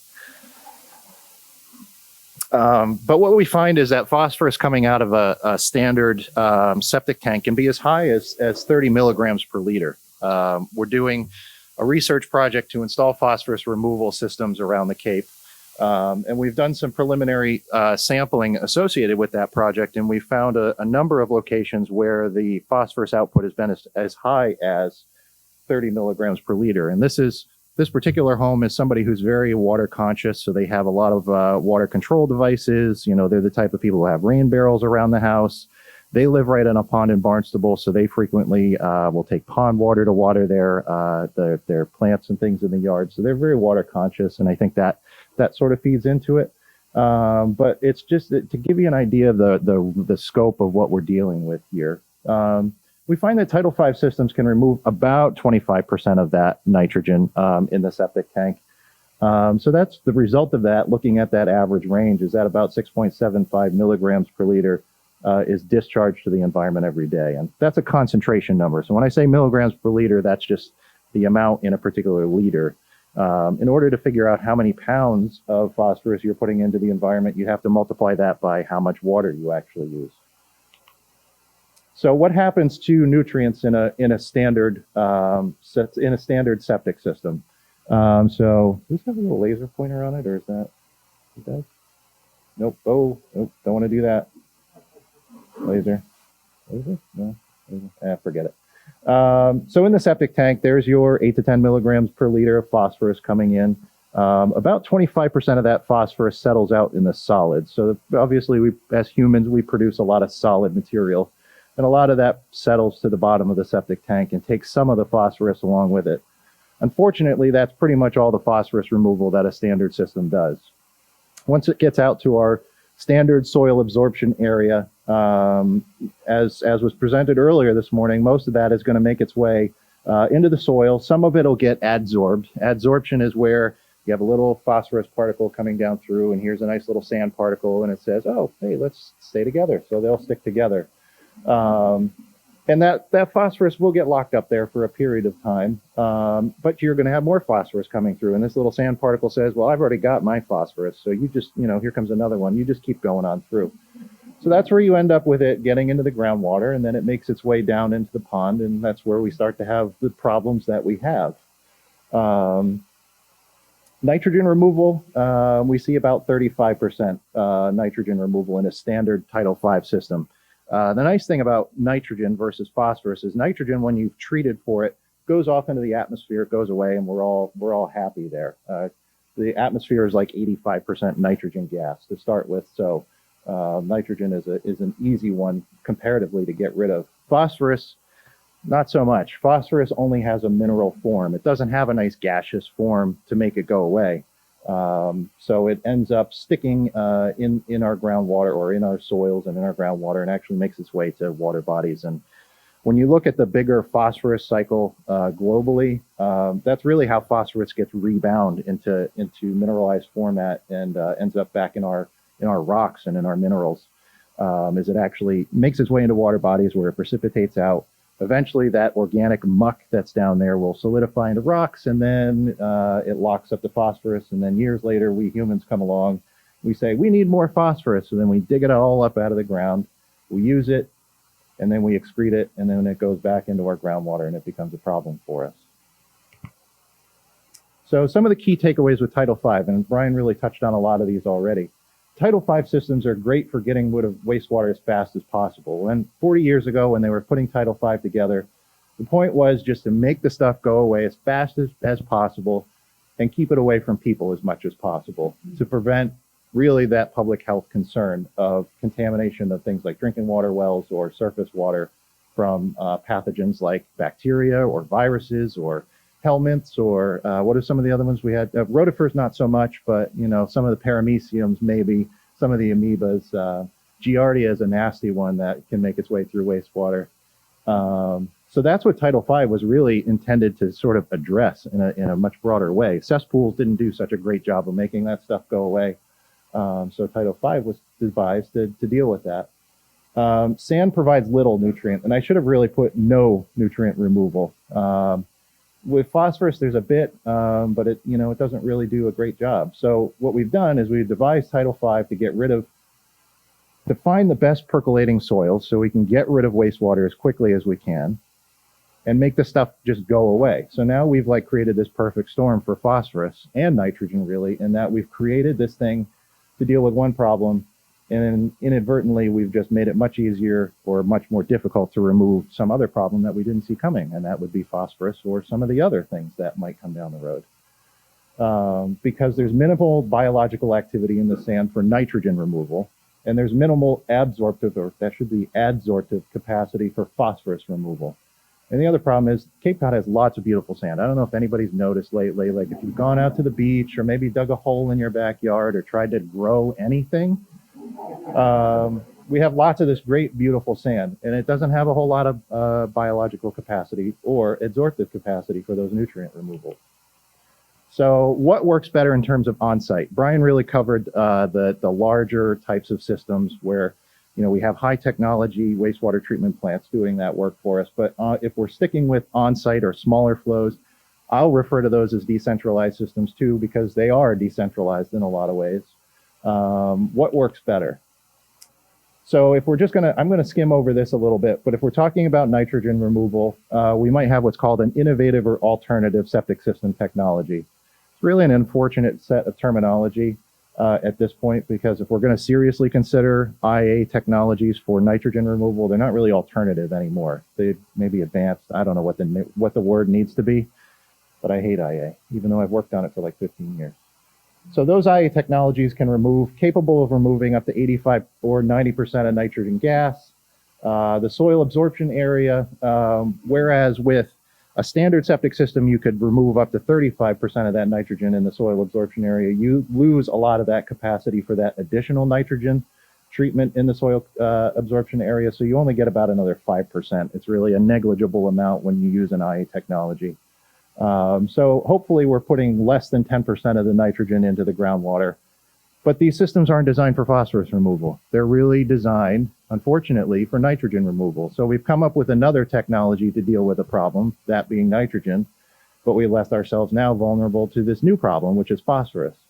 So we're still seeing about 75% of that phosphorus load making its way into our groundwater, even despite using a nitrogen removal black box technology. There are these things called layer cakes, and I don't know if anybody has gone to a talk from George Heufelder. He's the past director at the test center. He's worked on for a number of years on an alternative leach field technology that utilizes wood chips to do denitrification for us. And that system is really great for doing that work of breaking down nitrogen and turning it into nitrogen gas, but unfortunately, again, limited capacity to do phosphorus removal. Wood chips, turns out, like sand, not great for removing phosphorus. You do get some. It's a little bit better in terms of phosphorus removal than a standard system, but unfortunately still we're not seeing a whole lot of removal of phosphorus in this particular design. So we're going to jump into phosphorus removal systems. So the first one I'm going to talk about, which was talked about a little bit earlier, are these soil-based phosphorus removal technologies. And really the key with these technologies is to get the distribution of the wastewater as high up in the soil profile as possible. And Mark talked about this a little while ago, because there's a lot more biological activity in those upper shallow horizons of the soil. You get not only activity by the bacteria and the viruses that are in there, but also by the plants, particularly in the summer. They're going to grow, they uptake phosphorus, and sort of bring it back up onto the land surface. So you get sort of a continual recycling of phosphorus up in the upper soil horizons from that biological activity. The other key advantage you get in using those upper soil horizons is there's a lot more finer particles, silts and clays up in those upper soil horizons usually. That nice black soil that you have in your topsoil, there's a lot of rich organic material in there. There's a lot of clay, there's a lot of silt, small particles that have a lot more capacity to hold on to those phosphorus molecules that are coming down through. So whereas Mr. Sand might say, I've already got my phosphorus, keep on going, Mr. Silt might say, well, I'll take maybe 5 or 6. They're a little bit more polygamous when it comes to their absorption capacity. So you have more ability to actually remove phosphorus. And the types of technologies we're talking about here, these are typically what we call low pressure distribution or drip distribution. A lot of people who do gardening know what drip distribution is, but what we're talking about here is subsurface drip distribution. So you have these little pipes that go under the surface of the soil, pretty shallow, and they drip fairly slowly. And that's how the wastewater is distributed in the upper soil horizons. And then I tried to do like a little fade on that P adsorption box, because eventually you're going to get down to the sand underneath those better soil horizons, and you're going to lose your absorption capacity. So this system, again, you're not really necessarily removing the phosphorus completely from the environment as you would with nitrogen removal.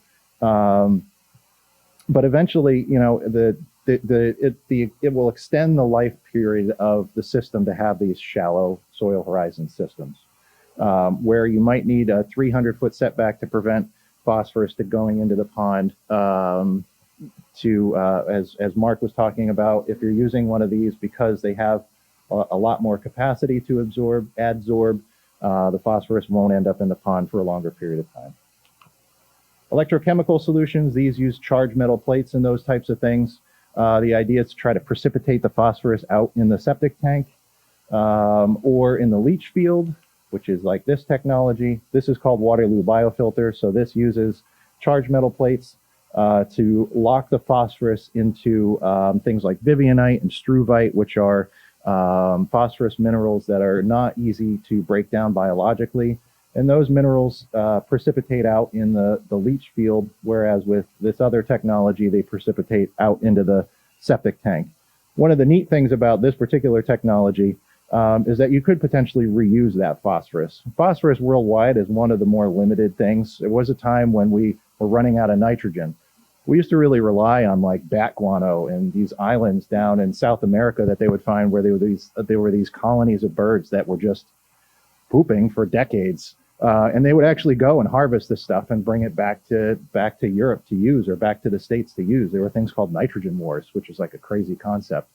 And then this guy named Haber came along around World War II and invented a process called the Haber-Bosch process, which now takes nitrogen out of the atmosphere and creates all this wonderful ammonia that we like to use.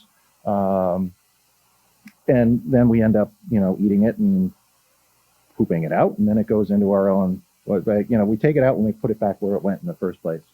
With phosphorus, the sources of phosphorus are slowly running out worldwide. So any possibility of reusing phosphorus is definitely something that has a lot of interest. So that's the Waterloo. Another one that we're coming across more recently, we've linked up with a gentleman that has done a lot of work in the up around Lake Champlain in New York. He's working on a metered chemical addition of, I think it's alum that he's using. The idea being you're binding the phosphorus in the septic tank and it's precipitating out inside the septic tank, and it never makes it out to the leach field. So that's one of the technologies we're excited about that has a lot of potential. So question number one, do they work? Disclaimer is a standard disclaimer. One of the key things that I always say about any data that I present is make sure that in 2 years, when you're doing maybe round 2 or 3 of planning, that you go back and take a look at the new spread of technologies that are available. So we know about nitrogen removal. I'm not going to focus much on nitrogen removal because we're interested in phosphorus today. So these are some of the technologies I just went through, those soil-based technologies, the drift dispersal, shallow pressure distribution. For the electrochemical ones, where you're using those electric plates to try to bind up phosphorus, there's the FujiClean CRX system, which Mark Nelson has been working with us to try to get a couple of those in the ground to test them. There's a Waterloo ECP system. There's actually one in Brewster that we've been doing testing on for a number of years. I'm going to show you a little bit of data about that system. Then there are some other technologies out there. There's one called Phosphex. There's one called Phosphorid. There's one called Phosphoreduce. I don't know why they don't put the E on there. Really not creative names on that end of the spectrum, but they need to hire somebody for marketing. So this is the Waterloo ECP system that we're seeing in Brewster. One of the things that we really took away from this is that, so the blue line is the influent, and the red line is the effluent of total dissolved phosphorus for this system. And for the first, 700 or 800 days or so, the system did really amazing, knocked the phosphorus almost completely dead. And then we started to find that, it's definitely creeping up there, and it seems to maybe be plateauing around 3.5 or so. There's a couple of reasons that we're finding that this is the case. Number one, the occupancy of the home has changed. It was a seasonal use property, and now they're there full time. And the other piece of this is that those electrical plates do get used up over time. They get actually dissolved, for lack of a better term, to be bound up with the phosphorus. So it's time for the electrical plates to be replaced. And once we do that, we're hoping that we'll see that phosphorus number tail off.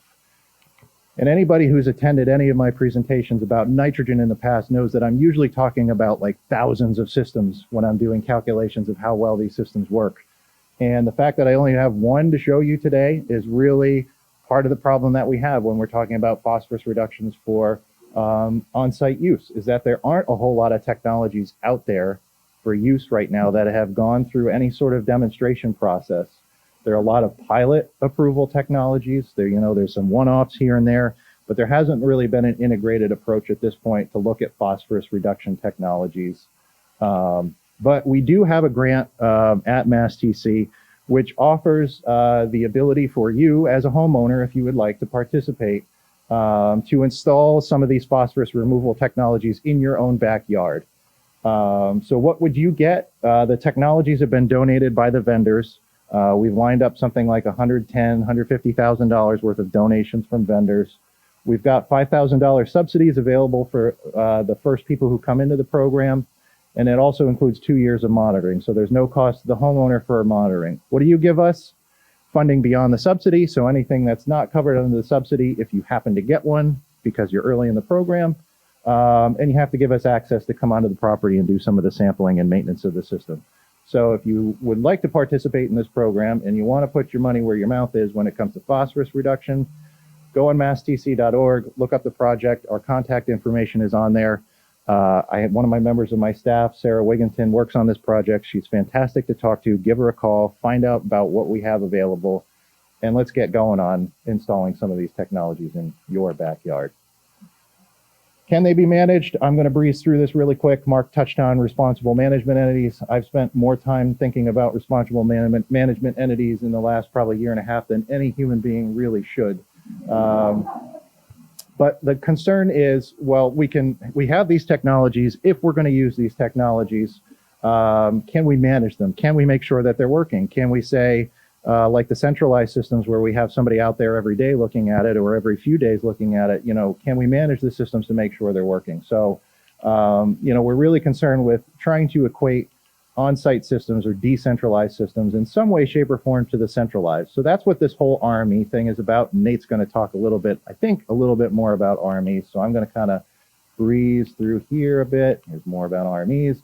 Are they cost effective? That's always the next question. Two kinds of costs: capital construction costs, ongoing operational costs. Some of the keys to driving down the capital costs: fund on-site infrastructure like you would with centralized, tap into the SRF where possible, or find some of those other mechanisms for paying for these things. Invest in innovation. Find those companies and encourage them to do the work that needs to be done to get the technologies that we need. Streamline the permitting process as much as possible. Use cluster systems. I use the word cluster. Brian used the word decentralized, but they're really the two words for the same thing. Find economies of scale. Wherever you can deploy a whole bunch of something, usually you can get it at a better cost. Invest in the local workforce. What's the bottom line capital cost? These numbers are for nitrogen reduction systems, but I think you could get a general sense of what the comparison is between an IA septic system retrofit at $27,000, an IA full replacement, which would be you have to replace everything in the system, versus the potential costs of sewering, which are quite a bit higher. Of course, sewering is the Cadillac of wastewater treatment, but in those situations where it's not necessarily economically feasible, I think that's where IA systems can come in and help keep costs lower. I'm going to kind of skip by this because I know Nate's going to talk about it. But what I like to say is when managed like the infrastructure that they have costs that are very similar to centralized in terms of the long-term ongoing costs of having somebody come out and look at the system rather than having it all in one centralized location. So do they work? I would contend for, generally speaking, IA systems work. Phosphorus systems, we still have a lot to learn. Can they be managed? I would say, yes, we can manage them. We can figure out how to make sure they're working if we have the technologies. Are they cost effective? Yes, I would say that they're cost effective. And then this is my last slide. What about viruses? What about PFAS? What about pharmaceuticals? What about plastics or cleaners or maybe aliens? I don't know. The point here is that I'm not trying to make any of these sound like they're less important. In fact, pharmaceuticals are probably the biggest concern to me out of everything on this list, because that's like the insidious one. It's like the gift that just keeps on giving. As a quick fact, if you take a medicine, let's say it's ibuprofen, if you took that this morning like I did because I had a little tooth pain, my body's only going to process about 10% of that. So 90% of that ibuprofen is just going to go through my body and end up in a waste stream somewhere.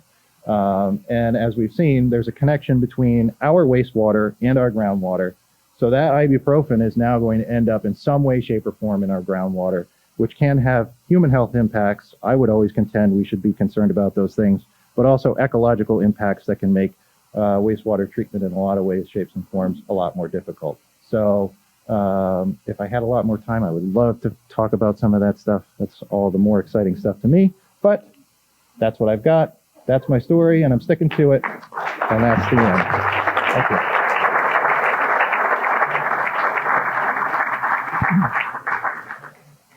Thank you, Brian. And hopefully when we get into some of the questions, we can come back to that last slide, because I agree with you. Those are critical issues as well.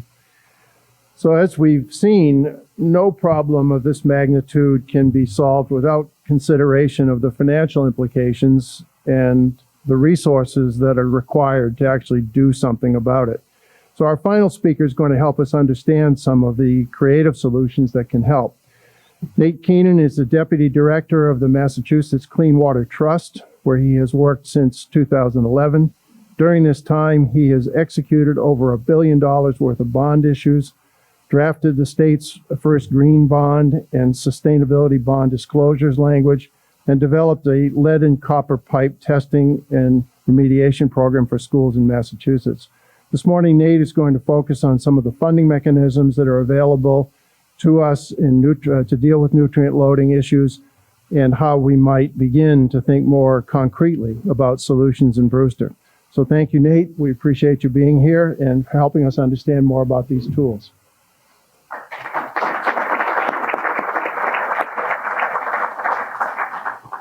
So much. Let me just move this back down now. Excellent. All right. And thanks for having me here today. I'm really excited. This is the first in-person presentation I've given since COVID hit. So I'm very excited to be back out in public. So my presentation is going to be a little bit different than what we've seen today. It's going to be much less technical than what you've seen previously. And we're just going to go into some of the financing. I'm going to talk about what I do at the Clean Water Trust, what we are, how we operate. Then I'm going to go into the unique opportunity that you have on the Cape. The Cape is really set up differently than the rest of the state and also the rest of the country, and the different financing options right now. You're in a great position to really save some money going through these projects in the future. Okay. So yes, I'm the Deputy Director of the Massachusetts Clean Water Trust. And so what we do, we manage the state revolving fund, as was mentioned earlier, the SRF. They are federally funded through the creation of the Clean Water Act and the Safe Drinking Water Act. And so we work to improve water quality, protect public health, and protect the environment. We receive EPA grants every year, and if you've been paying attention to the infrastructure bill that passed in November, we're getting a good amount of additional funding through that as well to really supplement what we already do. So with those funds, we then go to the bond market and leverage those funds with bonds to create more capacity for projects. We work with Mass DEP, who are the engineers and the scientific side. So basically what we just heard, Mass DEP does all that evaluation, all the hard stuff, and then we go ahead and finance the project once it's been approved. So we've financed about $8.1 billion since the late 80s throughout the state. All right, and so these are the type of projects that we focus on.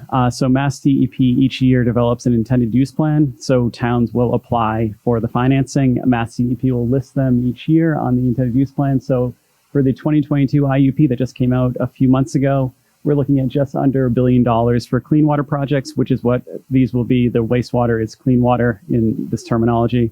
So we're going out with a list of just under $1 billion for projects throughout the state.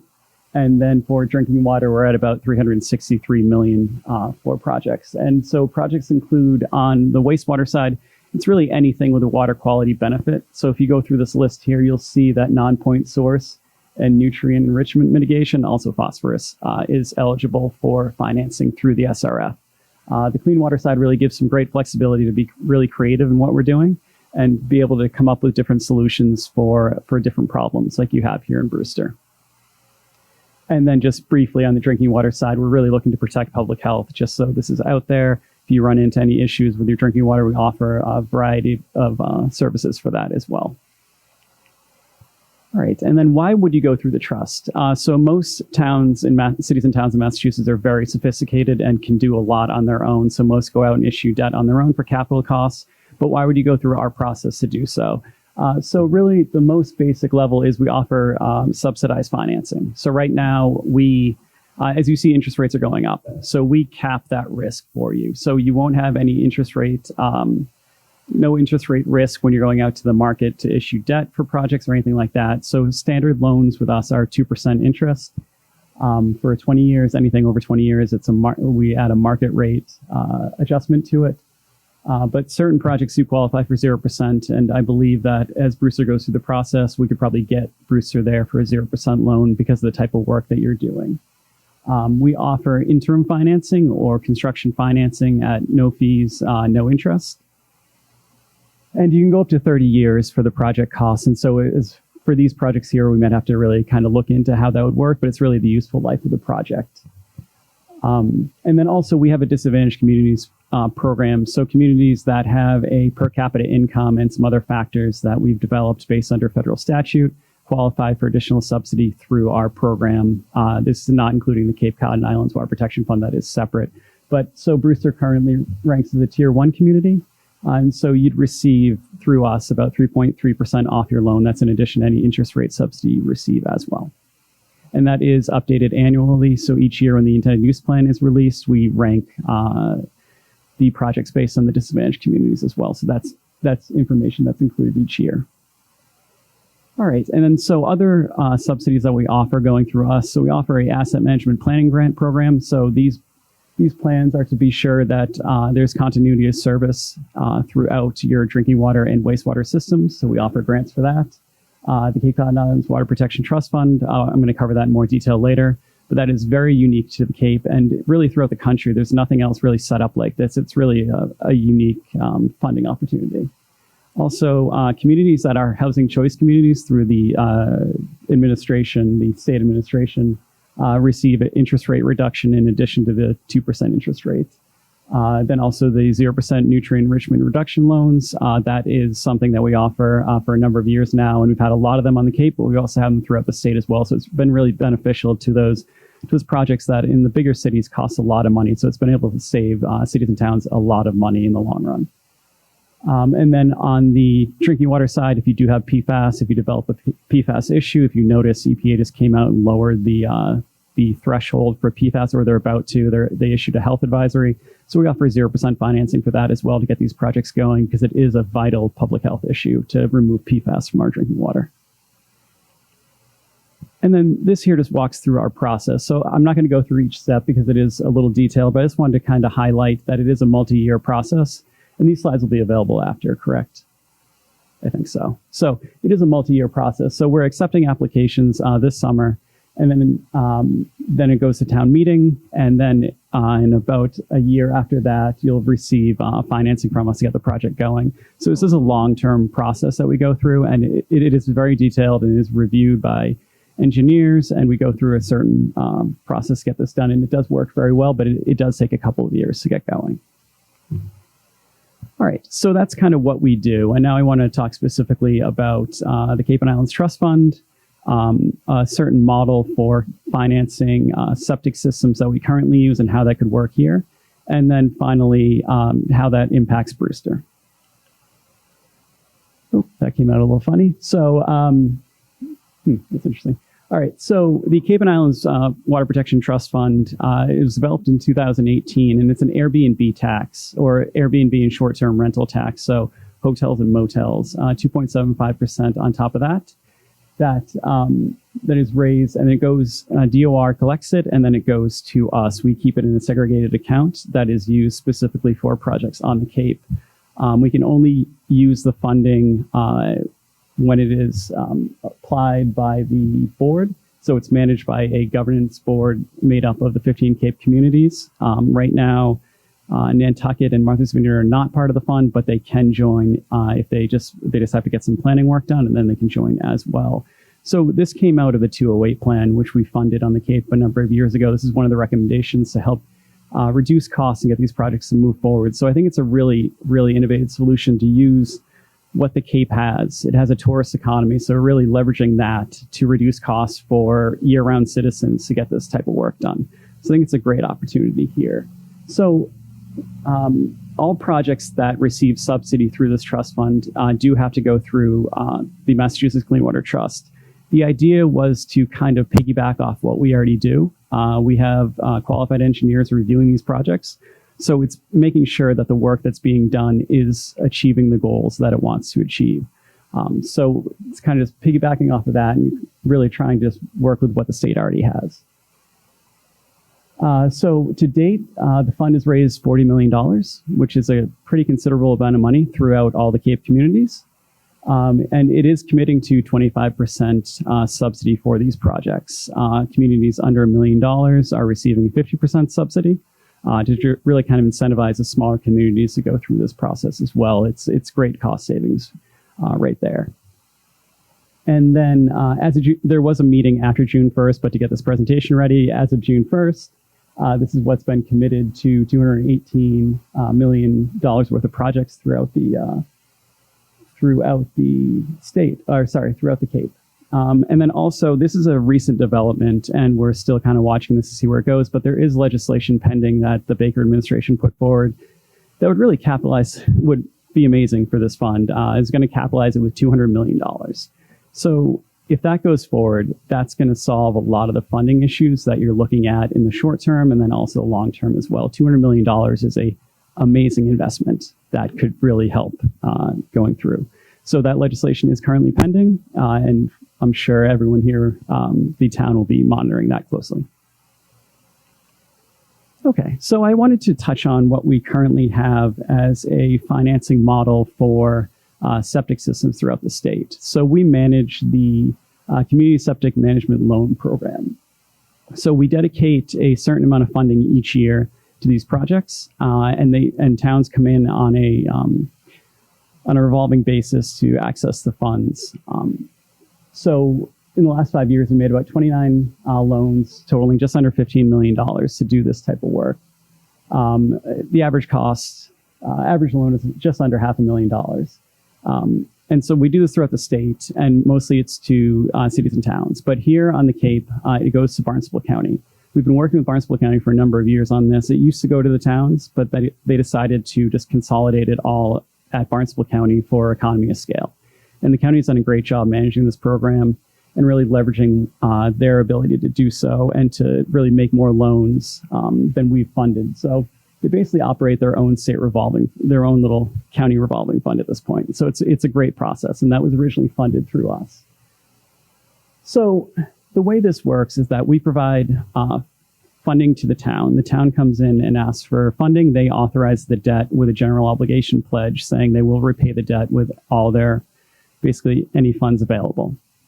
That money is then loaned to the homeowner, and the homeowner then enters into a betterment agreement with the town. So the town lends to the homeowner then does the work on their own and then repays the town the money. So it is secured with a betterment agreement, and the betterment agreement is governed by Mass General Law. So it dictates the rate that can be charged and the term that it can go out for. So the interest charged by the community to the homeowner can be used to cover administrative expenses or to make new loans. So Barnstable County does both. They use the interest earned from this to cover administrative expenses and have really increased their lending ability.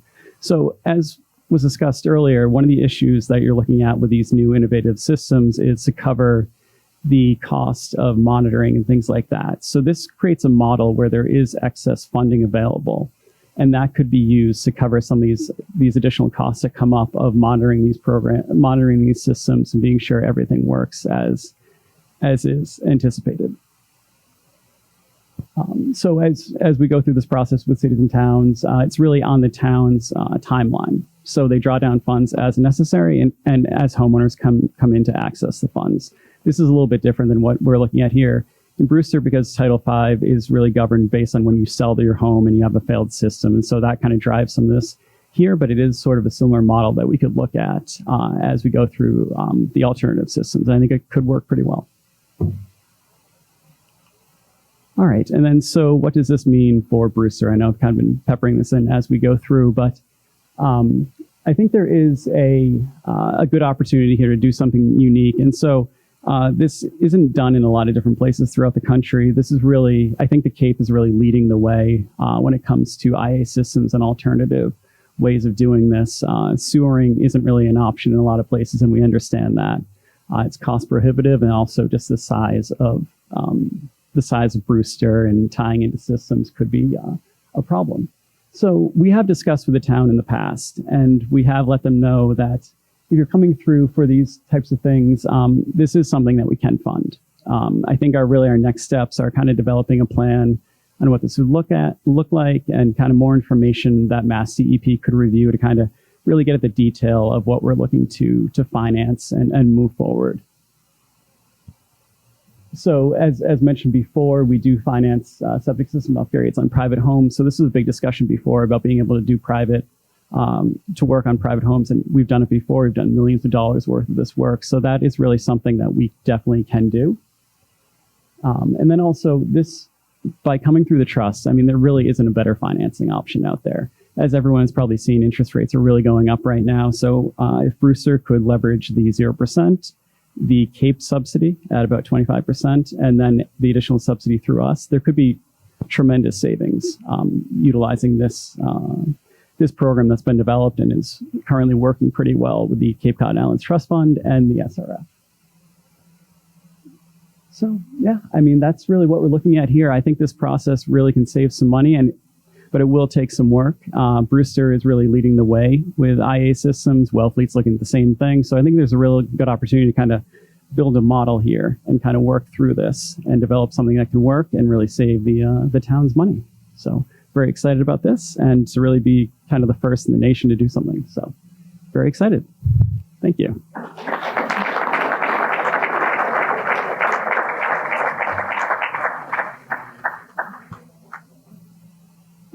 Thank you very much, Nate. Well, we've heard a great deal this morning, and now is our opportunity to ask for clarification and for additional information. And I want to, first of all, thank all of our presenters for their work today, and join me with a round of applause for everybody. So thank you.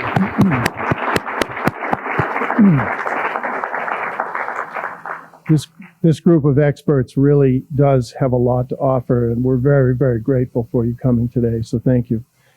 So on to our questions and time for discussion. We have about half an hour or so to be able to do that, so that's good. If you have any questions or would like further clarification, I simply would ask you to step up to the microphone that's here. We are recording this so that there will be an opportunity for everyone to hear, as well as be able to capture this for the future. If you are viewing online, as we've said, please use the chat feature, and we'll get that information into the questions. And I will try to alternate between our speakers here and our online questions, and I'll do my best to try to get all of that to our panel of experts. So if you would line up, I'd appreciate that. And we have some questions also that were submitted in advance. So let's get started. Please. It's working. Yeah, it's working. Brian, I'm going to unmask myself to show you the sole owner of the Waterloo system in the town of Brewster.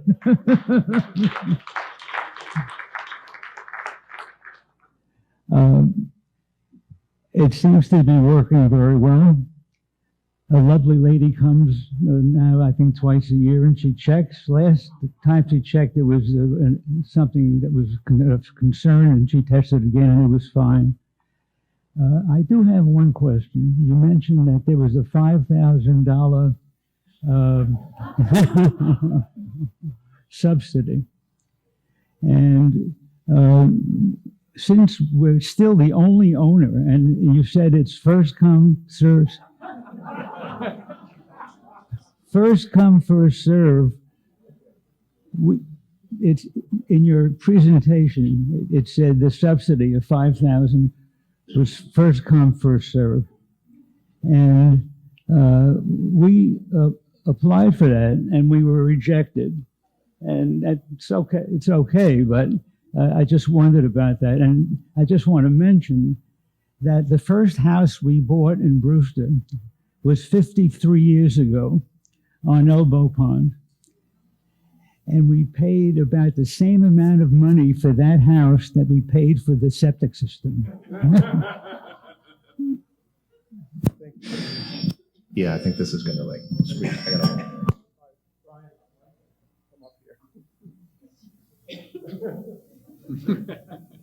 But since now you put me on the spot a little bit, yeah, no, so the Waterloo technology is very intriguing. It was developed in Canada a number of years ago. There's a complementing nitrogen removal system. But as you said, I mean, it seems to perform quite well. We had a couple blips here and there, and that's why we do these programs and why we encourage people to try to install these systems, because it's critical for us to gather the data to figure out whether these have any efficacy in helping, particularly Brewster, solve this problem. As I said earlier, phosphorus removal technologies, we don't have a whole lot of them. You've got the single Waterloo ECP system. There's one of the Fuji Clean system going in Barnstable in the next couple of weeks. And we have some other technologies available, but getting people to take us up on the offer has been a little bit difficult. I think we have some pretty good incentives to participate in the program, and I'm thankful that you participated way ahead of everybody else, in fact, before we even started. But I think, there's a benefit to participating in these programs. You are helping to pave the way to help solve the broader problem. So we need folks like that who are willing or required to participate, so that we can gather that critical data. Thank you. Next question.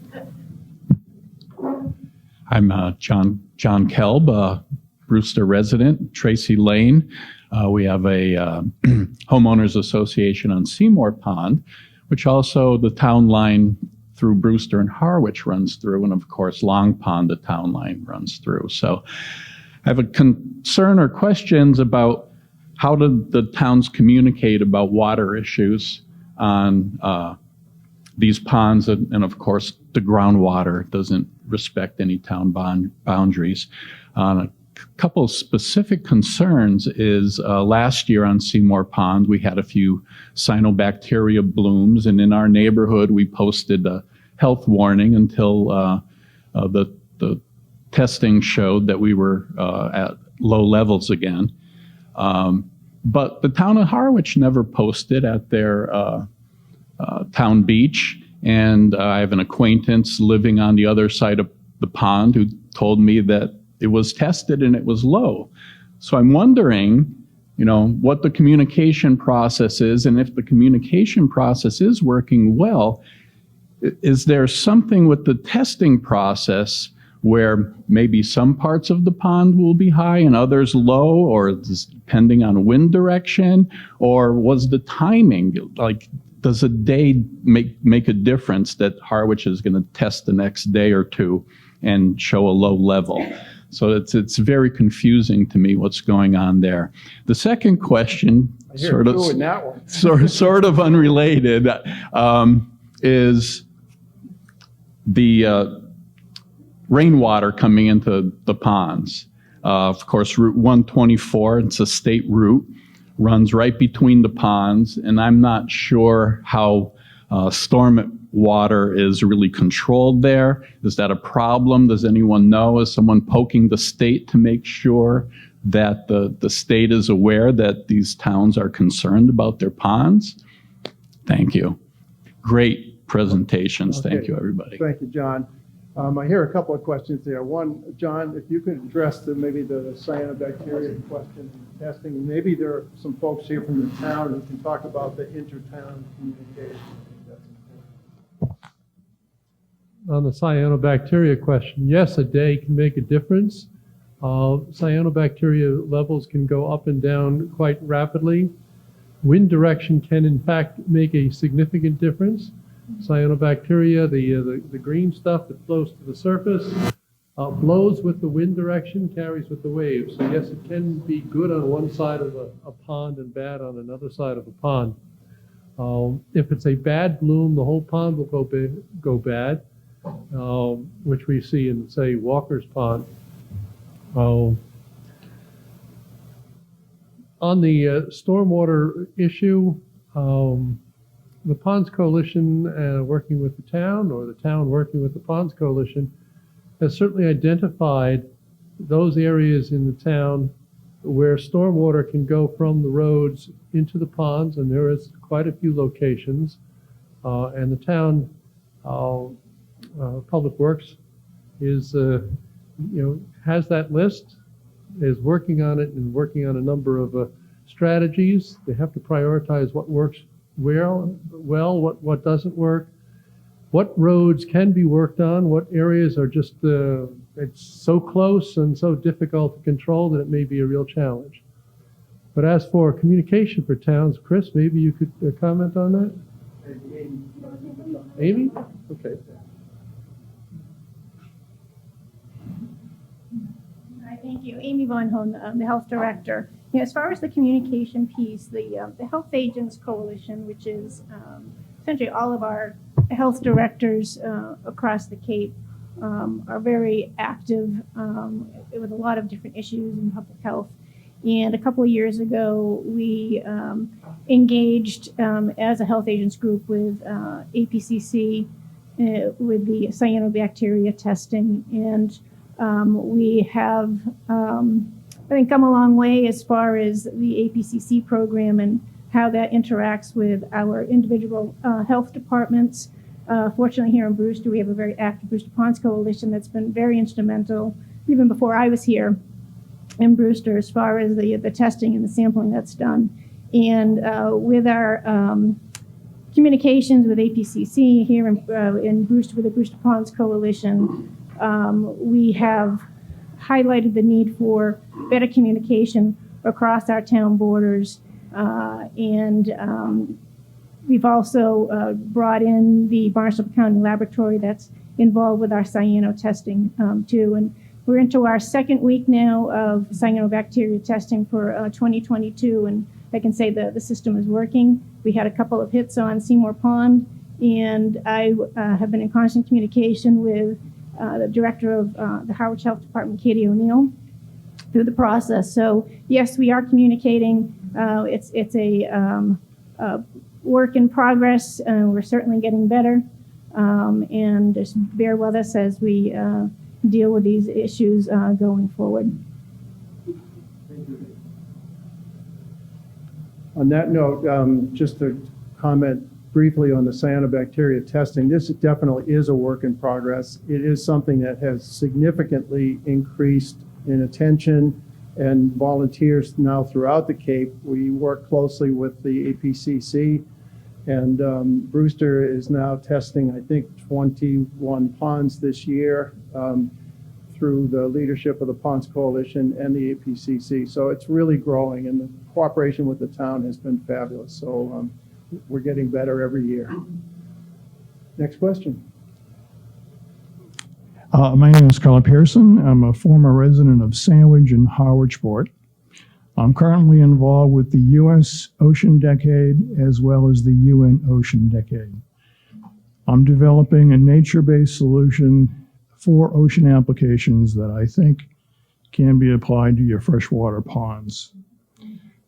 We've heard so far today how long the waters spend in those ponds. I think there's a way to address problems sooner rather than later. My process uses dissolved oxygen as the agent to improve water quality. Oxygen is sourced from the atmosphere, concentrated, then distributed on top of the sediment. It would remove nitrogen through coupled nitrification, denitrification, and over time, probably a season's worth, would eliminate the muck that is at the bottom. This would expose the sediment. With the sediment, you have the sediment process to adsorb phosphate.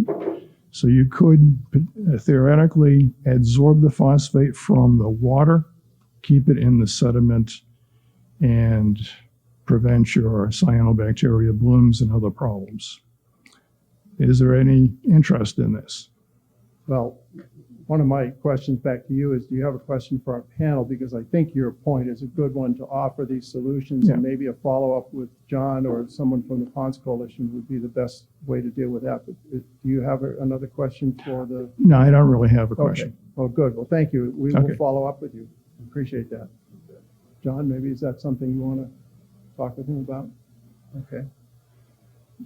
We do have a couple of other questions that have come in. One of those is a follow-up to something that Brian brought up earlier, and that is much of the discussion has been about mitigating the effects of nutrients and wastewater on ponds and groundwater. However, there have been a number of other contaminants that have been discussed in wastewater, including pharmaceuticals and long-lived chemicals such as PFAS that can directly affect health effects, cause health effects.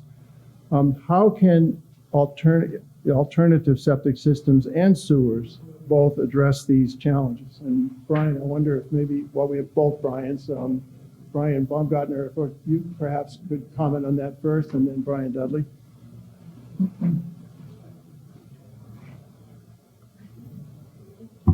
Sure, I get to go first. Well, I will say it's one of the things that we're looking at. I mean, the CECs, by their name, they're emerging contaminants. Across the wastewater industry, we're still trying to catch up a little bit. So if you look at the research that's out there right now, I think there's opportunities both in the centralized arena and in the on-site or decentralized arena to address a lot of these additional contaminants with carefully selected technologies. So as Brian talked about, with the centralized side of things, you have one location where you need to deal with something. So you could, in theory, put on another technology to help you treat for those particular contaminants. Of course, with centralized treatment, that could come at a high cost. With on-site technologies, one of the things that we're finding is because they operate so slowly, and one of the key things with any really wastewater treatment process, in particular these more recalcitrant contaminants of emerging concern, is to maximize what's called retention time. So that's the period of time where the contaminant is in contact with whatever treatment process you're trying to utilize. And in terms of wastewater treatment, it doesn't really get much slower than on-site wastewater treatment because you're spreading it out over a large area and there's a lot of opportunity for treatment of those compounds. So we're doing some research in conjunction with EPA's Office of Research and Development. There's a chemist out there that is very interested in the on-site systems and their efficacy in removing these compounds. And we're hoping to actually get an intern from the National Science Foundation this summer to help us do some of this work, to take samples from these systems and really quantify in a positive way what the removal rates for on-site septic systems are for these compounds. We did one round of sampling back in October, and some of that data has since been presented, and I can't give a lot of specifics on it because EPA hasn't released it yet in broader format, but I will say what we found in that first round of sampling was very encouraging in terms of removal of these contaminants from the systems that we took a look at. So there is some potential positive information coming out in the relatively near future with respect to these studies that we're working on. So I'm hopeful, cautiously optimistic. Brian, I wonder if you could offer comments on the effects of central systems to dealing with these contaminants.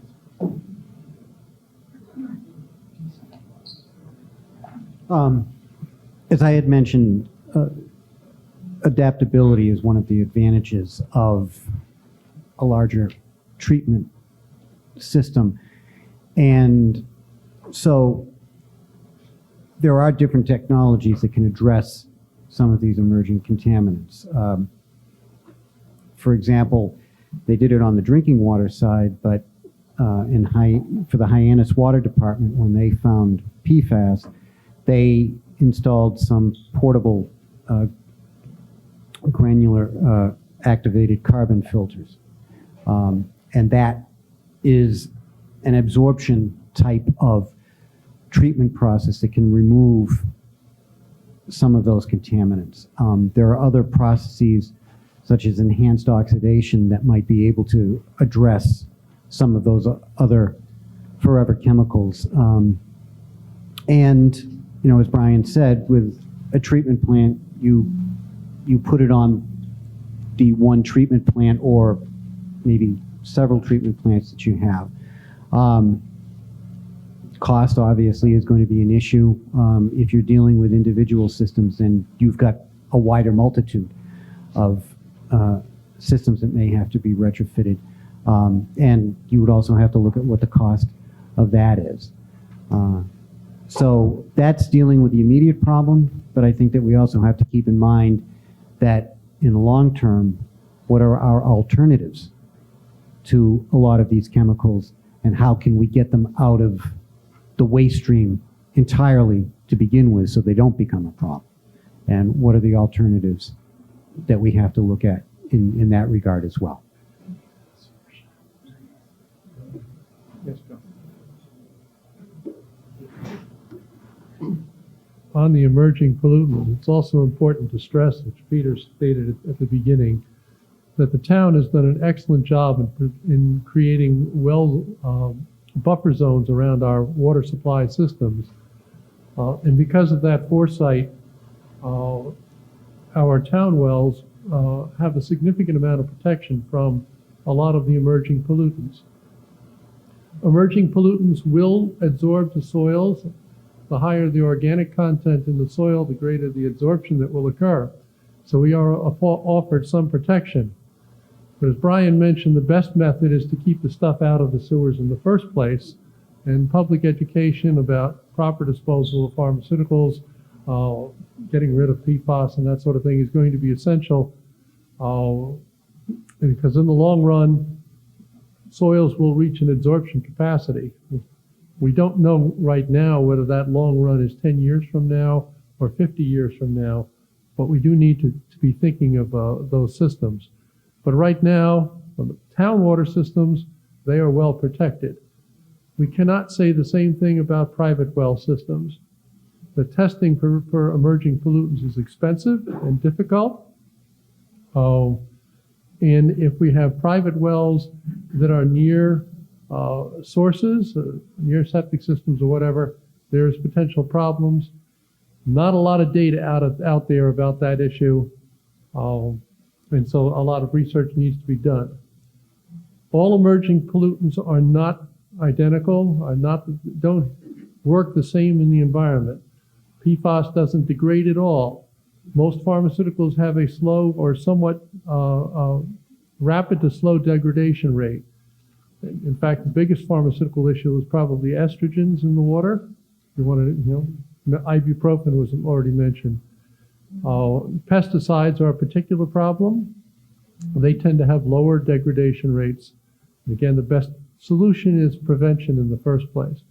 A lot of work to be done, but at least our town wells have did a lot of foresight in protecting them. Thank you, John.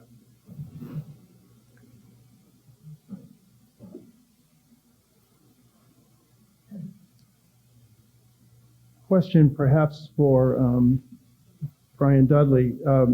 The geography of some of our developed neighborhoods suggests that some areas could benefit from these smaller decentralized sewer systems. How might the town and various neighborhoods begin to think about this, especially where these developments are, many of them are on private roads? You have any thoughts on that?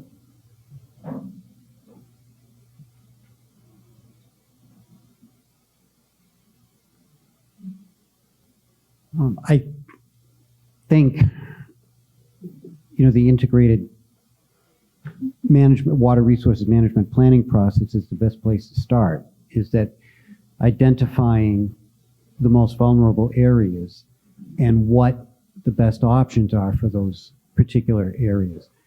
And if the decision is to be looking at neighborhood treatment systems, then you have to look at where are you going to locate the treatment plant, where are you going to be able to locate your infiltration beds for the recharge of the effluent.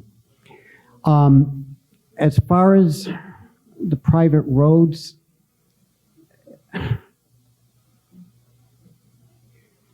I think there are private roads and there are private roads. And I think it depends upon what the structure of, the neighborhood is and whether or not it's, you have public access as part of a collection system, or if it would have to be something that would go through a sort of neighborhood system. But, lots of towns have overcome, with centralized treatment anyway, and collection, have overcome the issue of, private roads and still being able to get infrastructure down there, whether it's sewer, whether it's water, whether it's gas. So from a utility standpoint, I don't think that is really a difficult nut to crack. I think really what you have to be looking at is what is the best and most cost-effective option and treatment process that you would want to look at, in addition to how are you going to locate the various aspects or the various components of that solution. And that takes some study, and it also takes public outreach so that everybody understands what the solution is going to be, how it's going to impact them, and then get a consensus on the best way to proceed. I think we have time for one more question, so why don't we try this? Oh, I lucked out. My name is Ben McKelway. I live here in Brewster, just up the street. I have a big question, hypothetical one that relates to legality, I suppose, more than anything else.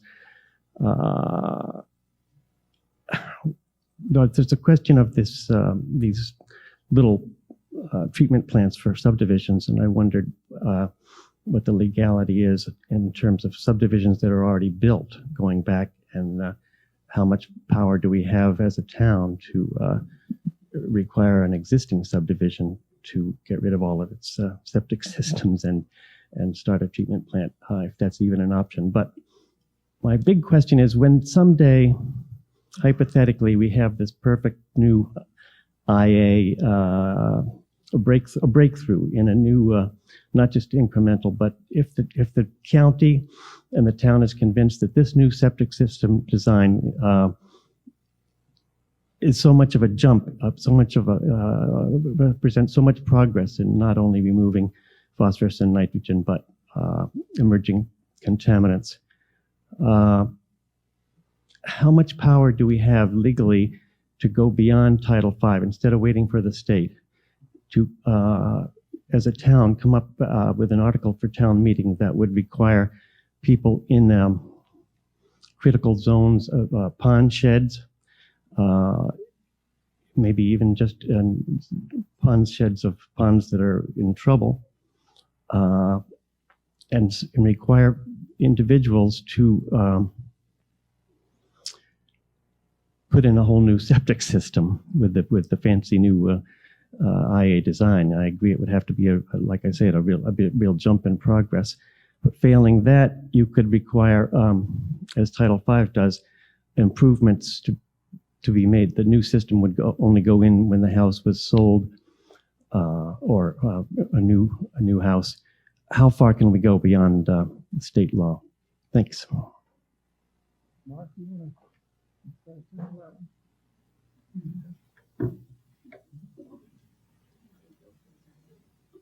There's a lot there. I think that discussion is a big part of how the town looks at this moving forward. When you think about it right now, you have a Board of Health reg that says a leach field can't be within 300 feet of a pond. That type of local regulation gives the town the ability to start implementing some of these requirements and testing out some of these septic options and moving the process forward and working with the state.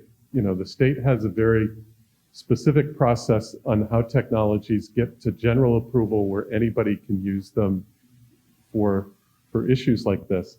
But there are ways to get interim approvals to do that and to test and to show that they're working and learn more, like Brian is showing us, that as we go along, we learn about their operation and maintenance and all of those things.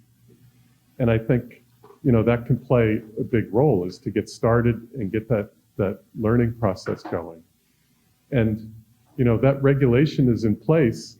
It gives the neighbors the opportunity to say, and the town can work with this from a planning perspective. If we're looking at a community with 4 houses along the pond, are they better off doing their own thing on their lot, or is there a community system to bring them together to make that work? And as Brian Dudley was saying, you've got to have the land for that. And who's going to offer that? Is there a town parcel? Is there someone saying, we can use my backyard for the leach field for my neighbors? That becomes a bit of a challenge. But there are opportunities to look at that. And then it's the cost, both for the installation and for the long-term operation and maintenance.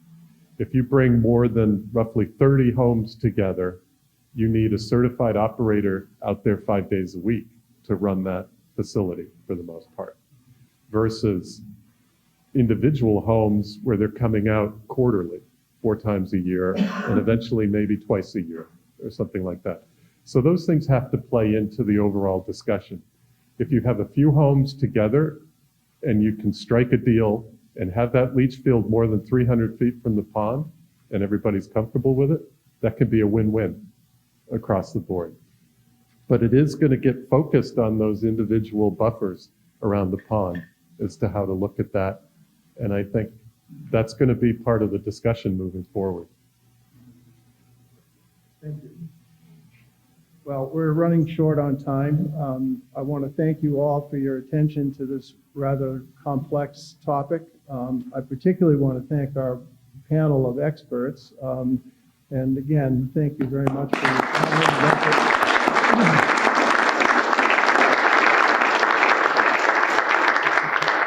We have a number of ongoing topics to continue to discuss. This is really just the beginning, and the Ponds Coalition and the town cooperating on this is a really great start. So I'd like to turn it back to Peter now to do our wrap-up comments, and thank you very much.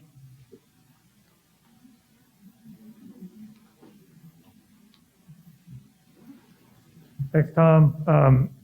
So I also want to thank the Ponds Coalition and the panel. It was referenced earlier, I think, by Nate in saying that we are on the leading edge of this issue in many ways.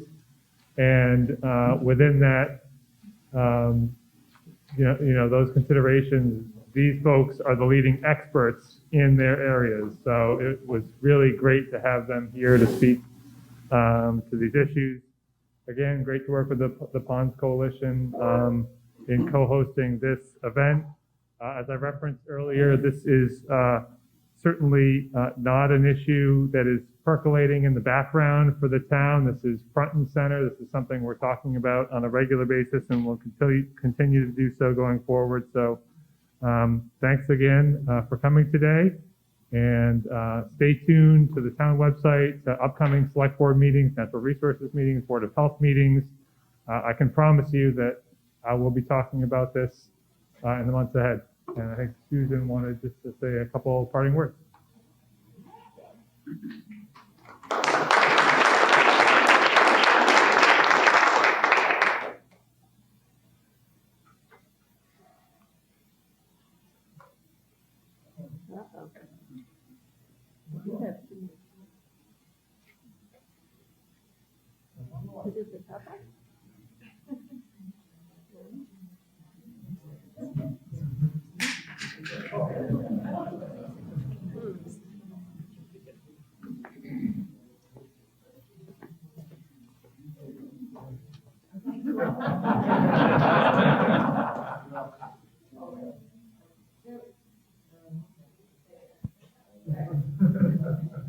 Anyway, I would also like to say thank you very much to our panel of experts. I learned an awful lot today. I think we all did. We have a lot of things to think about. And I want to thank the town for co-hosting with us and all the town employees that came and the select board and other special guests. Thank you very much. This is just really the beginning. We have a whole plan to work out. But thank you very much. And our mission is to protect the health, beauty, and enjoyment of our ponds. And I think we've made some headway today. Thank you.